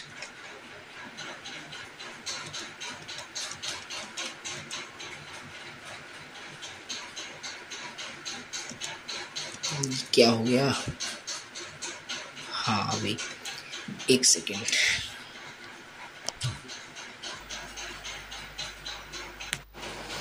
ओके तो यहाँ पे देखिए हॉलिस्टिक टेक्नोलॉजी हम देख रहे थे। तो हॉलिस्टिक टेक्नोलॉजी क्या है, एक अप्रोच है जो कि use as a technology use होता है that consider the whole system including its impact on people. और इस टेक्नोलॉजी से जो है लोगों पे क्या होता है, इम्पैक्ट होता है लोगों की, मतलब अभी हम एग्जाम्पल समझेंगे तो और इजी वे में आपको समझ में आया हॉलिस्टिक टेक्नोलॉजी क्या होता है। तो इसका एग्जाम्पल ही समझते हैं। एग्जाम्पल फ्रॉम इंडियन ट्रेडिशन से हमें यहाँ पे 2 एग्जाम्पल बताने थे। ऊपर आप देखिए यहाँ पे 2 एग्जाम्पल हमें बताने थे इंडियन ट्रेडिशन से जो कि हॉलिस्टिक टेक्नोलॉजी के ऊपर था। तो पहला आपका यहाँ पे हो गया कि पहला आपका यहाँ पे है इंडियन ट्रेडिशन जो कि है आयुर्वेद, ठीक है। तो ये आपका पहला हॉलिस्टिक टेक्नोलॉजी हो गया, इसे ही हॉलिस्टिक टेक्नोलॉजी बोलते हैं। What it is, Ayurveda is an ancient Indian system of medicine that emphasizes balance in the body, mind and spirit. It uses natural treatments and focus on individual needs to maintain health and prevent disease. तो ये क्या है, holistic technology है जो क्या कर रहा है, इम्पैक्ट डालता है ऑन द पीपल और in the environment and the society, जो कि क्या हो रहा है, सारी चीज़ों का सही वे में यूज़ करता है। लाइक ये आपका एंशिएंट इंडियन सिस्टम है मेडिसिन का, जो क्या करता है, इम्फेसिस करते हैं balance in the body, mind and spirit. It uses natural treatments. और ये जो आपका इंडियन जो सिस्टम है, जो कि ये जो ट्रेडिशन है आयुर्वेद, ये क्या करते हैं कि मतलब इनका जो ट्रीटमेंट होता है वो नेचुरल ट्रीटमेंट होता है और इंडिविजुअल के नीड्स पे ये फोकस करते हैं to maintain health and prevent disease. और जो है डिसीज से प्रिवेंट करने के लिए इनका ट्रीटमेंट जो होता है वो नेचुरली ट्रीटमेंट होता है। तो ये पहला आपका क्या होगा, इंडियन ट्रेडिशन आपका हो जाएगा। इंडियन ट्रेडिशन ये आपका पहला यहाँ पे एग्जाम्पल हो जाएगा। नेक्स्ट यहाँ पे देखते हैं कि हाउ इट इज़ हॉलिस्टिक। ये हॉलिस्टिक कैसे है, हॉलिस्टिक का मतलब क्या है ये समझते हैं थोड़ा सा, ठीक है। तो इसका मतलब कि how it is holistic means कि आयुर्वेद कैसे ये हॉलिस्टिक है। होल सिस्टम अप्रोच, मतलब Ayurveda does not just treat symptoms. Ayurveda जो होता है वो आपका केवल सिम्टम्स को ही जस्ट ट्रीटमेंट नहीं करता है, it looks at the whole person, पूरे पर्सन पे मतलब ट्रीटमेंट करता है। लाइक दियर डाइट, उसका डाइट क्या है, life style, emotions and the environment. तो यही होता है हॉलिस्टिक का मतलब, ठीक है, जो not only for the specific symptoms के लिए वर्क कर रहा हो, तो वो ओवरऑल होल आपका वहाँ पे जो इन्वायरमेंट होता है उसके लिए वहाँ पे वर्क करता है। हॉलिस्टिक का मतलब समझ रहे हैं। सो लाइक दियर उसका डाइट हो गया, life style, emotions and environment. Okay, so ये हो गया। अब इसके बाद हम थोड़ा सा आगे देखते हैं नेचुरल ट्रीटमेंट्स क्या होता है। It uses herbs, diets, yoga and life style changes rather than just medication. यहाँ पे मेडिटेशन होनी चाहिए, ठीक है। तो this helps maintain balance and prevent issues before they become serious problems. तो नेचुरल ट्रीटमेंट्स ओवरऑल कहने का मतलब है जो कि इंडियन ट्रेडिशन, जो भी हॉलिस्टिक टेक्नोलॉजी जैसे कि आयुर्वेद हो गया, अभी आगे भी एक आपका है वो भी आपका सारे ये नेचुरल ट्रीटमेंट्स करते हैं, ठीक है। पर्सनलाइजेशन यहाँ पे आपका है, treatments are tailored to individual needs based on their unique body type and health conditions को देखते हुए नेचुरल ट्रीटमेंट्स होता है। एग्जांपल डाइट एंड लाइफस्टाइल हमने देखा। If someone is feeling stress, अगर मान लो कोई स्ट्रेस फील कर रहा है एंड हैज़ डाइजेस्टिव इशू, उसे डाइजेस्टिव इशू है, ठीक है। एग्जांपल दिया गया है, देखो इसी समझ में आ जाएगा कि आयुर्वेद कैसे हॉलिस्टिक है और ये क्या हॉलिस्टिक टेक्नोलॉजी का मतलब क्या है। समवन मान लो वो स्ट्रेस फील कर रहा है और हैज़ डाइजेस्टिक इशू उसके पास है, तो आयुर्वेदिक अप्रोच क्या होगा, ठीक है। आयुर्वेदिक अप्रोच ये नहीं कि डायरेक्ट मेडिसिन ले लो आपको आपका स्ट्रेस दूर हो जाएगा, नहीं। आयुर्वेदिक अप्रोच इसका ये होगा कि माइट इन्वॉल्व डाइटरी चेंजेस हो सकते हैं, स्पेसिफिक हर्ब्स फॉर डाइजेशन हो सकता है, एंड प्रैक्टिस लाइक मेडिटेशन। तो इसका नेचुरल ट्रीटमेंट्स क्या है, मेडिटेशन और योगा टू रिड्यूस स्ट्रेस, इसी से स्ट्रेस जो है वो रिड्यूस होगा, ना कि मेडिसिन लेकर के रिड्यूस होगा। तो होलिस्टिक टेक्नोलॉजी यही है जो टेक्नोलॉजी मतलब नेचुरली जो ट्रीटमेंट करता है किसी भी सिम्टम्स का, किसी भी चीज़ का, होल जो इन्वायरमेंट है उस पर इम्पैक्ट डालता है। वो आपका जो होलिस्टिक अप्रोच है, होलिस्टिक टेक्नोलॉजी है। डाइट एंड लाइफस्टाइल हमने देख लिया, ठीक है, एग्जाम्पल में। और भी हम यहाँ पे नेक्स्ट देख सकते हैं, एक सेकंड। तो देखिए दूसरा हमारे पास है, पहले हमने आयुर्वेद देख लिया। बाकी आयुर्वेद के बारे में और भी सारी जानकारी आपको लेना है, ऑलरेडी आपको पता होगा, आप जाके और भी रिसर्च कर सकते हैं और भी अच्छे से पढ़ सकते हैं कंटेंट को। बाकी यही हमने देखा होलिस्टिक टेक्नोलॉजी क्या है, और क्वेश्चन उतना भी बहुत ज़्यादा इंपॉर्टेंट नहीं है। बाकी एग्जाम में तो आया वो क्वेश्चन, आप तैयार कर लेना है, इंपॉर्टेंटली आप इसको भी कंसिडर करिए, इसे भी आपको तैयारी करना है। तो हमने पहला आयुर्वेद के बारे में देख लिया, जो कि holistic technology which is an Indian tradition आपका है। सो वास्तु शास्त्र यहाँ पे ये भी आपका एक इंडियन साइंस ऑफ आर्किटेक्चर होता है, इसे भी समझते हैं, ठीक है। सो वास्तु शास्त्र मतलब कि व्हाट इट इज, सबसे क्या है वास्तु शास्त्र, एक ancient Indian science of architecture होता है जो कि डिज़ाइन किया गया है, दैट एम्स टू क्रिएट, जो कि जिसका एम होता है क्रिएट करने के लिए harmonious living spaces. It consider how buildings and their layouts impact the wellbeing of their occupants. देखो समझते हैं इसको डिटेल से कि ये कैसे हॉलिस्टिक हो गया है। इंटीग्रेशन विथ नेचर, वास्तुशास्त्र जो होता है वो takes into account the natural element like sunlight, wind and water and how they interact with the buildings. Balance and harmony means कि it emphasises balancing the 5 elements earth, water, fire, air and space within a space to create a positive environment।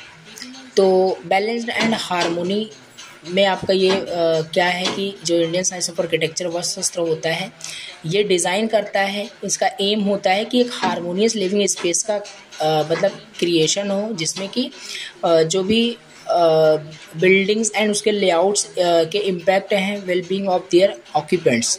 तो देखो थोड़ा सा ये I hope कि confusion create कर रहा है, क्योंकि मीनिंग थोड़ा सा यहाँ पे डिफ़िकल्ट टू अंडरस्टैंड, यहाँ पे काफ़ी सारी चीज़ें हो जा रही हैं, ठीक है। तो देखो परेशान नहीं होना है आपको, मैं आपको बताता हूँ कैसे क्या करना है। तो देखो क्वेश्चन आपको क्या बोला था, ठीक है, एक सेकंड थोड़ा सा इसे प्रीवियस में करते हैं, ठीक है।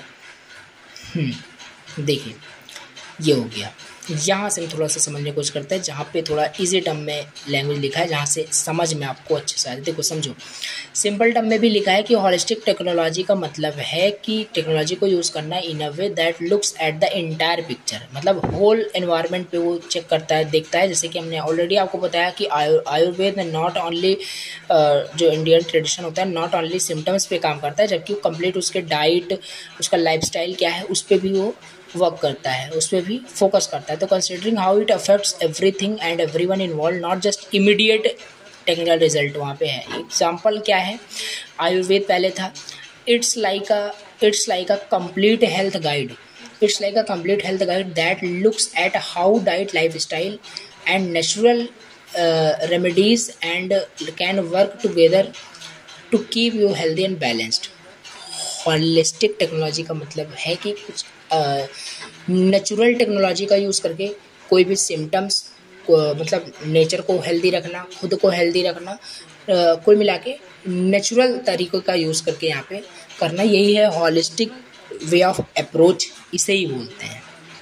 जिसमें कि पहला आपका क्या है, इंडियन अगर ट्रेडिशन की बात करें, Indian tradition holistic technology, that is पहला आयुर्वेद। एंड आयुर्वेद जो होता है कंप्लीट हेल्थ गाइड आप इसे बोल सकते हैं, जो कि न केवल सिम्टम्स का नेचुरली सोल्यूशन देता है, जबकि डाइट क्या करना है, लाइफस्टाइल, नेचुरल रेमेडीज, बहुत सारी चीज़ें यहाँ पे आपका होता है हेल्दी एंड बैलेंस्ड लाइफ के लिए। तो ये पहला आपका ये हो गया। दूसरा वास्तुशास्त्र, ये हमने देखा था, ये क्या है समझते हैं। यहाँ पे डिटेल्स लिखा है, it is like a guide for designing spaces that feel good and support you well being, harmonising with nature and balancing different elements. तो इट इज़ लाइक कि ये गाइड करता है, डिज़ाइन करता है कि ऐसे स्पेस को जहाँ पे फील करते हैं, गुड फील करते हैं आप, एंड सपोर्ट करते हैं well being, support your well being by harmonising with nature and balancing different parts, different elements. These examples show how in ancient Indian tradition used holistic approach to ensure that the technology in the form of medicine and architecture works in harmony with the nature and human needs. ठीक है, तो basically आपको यहाँ पे दो example बता देने हैं, आयुर्वेद के और वास्तु शास्त्र के आपको एग्जाम्पल बता देने हैं। थोड़ी सी भी अगर कन्फ्यूज़न क्रिएट हो रहा हो, नोट्स को आप 1-2 बार पढ़ना, मीनिंग्स को आप थोड़ा समझने की कोशिश करना, देन समझ में आ जाएगा। As I told you that कि now I am tired feel कर रहा हूँ थोड़ा सा, तो उतना मतलब फोकस भी नहीं हो पा रहा है आपको एक्सप्लेन करने के लिए। बाकी आप इसे थोड़ा सा आप खुद से भी एक्सप्लेन समझ सकते हैं, अंडरस्टैंड कर सकते हैं। So the lecture length is 1 hour 34 minute का लेक्चर हो गया है। तो आई होप कि नाउ अब यहाँ पे थोड़ा सा हम समझ लेते हैं कि सिलेबस में क्या है, क्या चल रहा है। तो देखो यहाँ पे हमने सारे सिलेबस का यहाँ पे हमने टॉपिक डिस्कस किया है, holistic perception of harmony at all level existence. इसके अंदर हमने वही देखा, हॉलिस्टिक टेक्नोलॉजी हमने देखा और हॉलिस्टिक वे ऑफ लाइफ हमने देखा। तो ये सारे मतलब कुल मिला के आपका टॉपिक जो है पूरा कंप्लीट हुआ है। सारे हमने टॉपिक कंप्लीट किए हैं विद इंपॉर्टेंट क्वेश्चन कंप्लीट। तो 10 क्वेश्चन अगर आप अच्छे से प्रिपेयर कर ले तो यूनिट 4 का 100% प्रिपरेशन आपका हो जाएगा। ठीक है, तो चलिए आज इस लेक्चर को यहीं पे एंड करते हैं। बाकी नेक्स्ट लेक्चर के अंदर यूनिट 5 का 1 शॉट लेक्चर हम देखेंगे और मोर फोकस करेंगे। अगर इसमें आपको कहीं पे भी कुछ डाउट आ रहा है, कुछ भी प्रॉब्लम आ रही है समझने में, आई नो कुछ जगह आपको ये समझने में इशू आ सकता है क्योंकि थोड़ा सा टेक्निकल वर्ड भी इस लेक्चर में हमने यूज़ किया है। तो बेसिकली आपको करना क्या है, इसका सोल्यूशन मैं आपको बताता हूँ। ऐसा नहीं कि आप कमेंट करने लग जाओगे चीज़ें समझ में नहीं आई, बट हाँ कमेंट कर सकते हो, कोई इशू नहीं है। बट अगर थोड़ा सा भी आपको प्रॉब्लम्स होती है समझ में, बाकी मैंने फोकस किया 100% इसी लैंग्वेज में आपको मैं सारी चीज़ें समझा सकूँ। बट फिर भी इशू आता है तो आप क्या करना, अपने प्रॉब्लम को गूगल करना, उसकी मीनिंग समझना, देन आप मिला के सेंटेंस को पढ़ोगे तो चीज़ें आपको समझ में आ जाएंगी। बाकी आपको कंटेंट आपका ये PDF कंटेंट आपके पास मिल जाएगा। आप व्हाट्सएप पे मैसेज करना, मैं सेंड कर दूंगा, आप इजी वे में स्टडी कर पाएंगे। ओके, तो कमेंट करना लेक्चर आपको कैसा लगा। Thank you so much for watching the lecture and please channel पे न्यू विजिट किया तो सब्सक्राइब करना, बहुत ज़्यादा मोटिवेशन मिलता है। और मैं जल्दी से जल्दी फिर यूनिट 5 का लास्ट जो यूनिट होगा वो अपलोड कर दूंगा, जिससे कि आपका यूनिवर्सल ह्यूमन वैल्यू का कंप्लीट सिलेबस कंप्लीट हो जाएगा। फिर हम अदर सब्जेक्ट्स के भी स्टार्ट करेंगे। तो thank you so much for watching the lecture. मिलते हैं नेक्स्ट लेक्चर में, तब thank you so much for watching the lecture.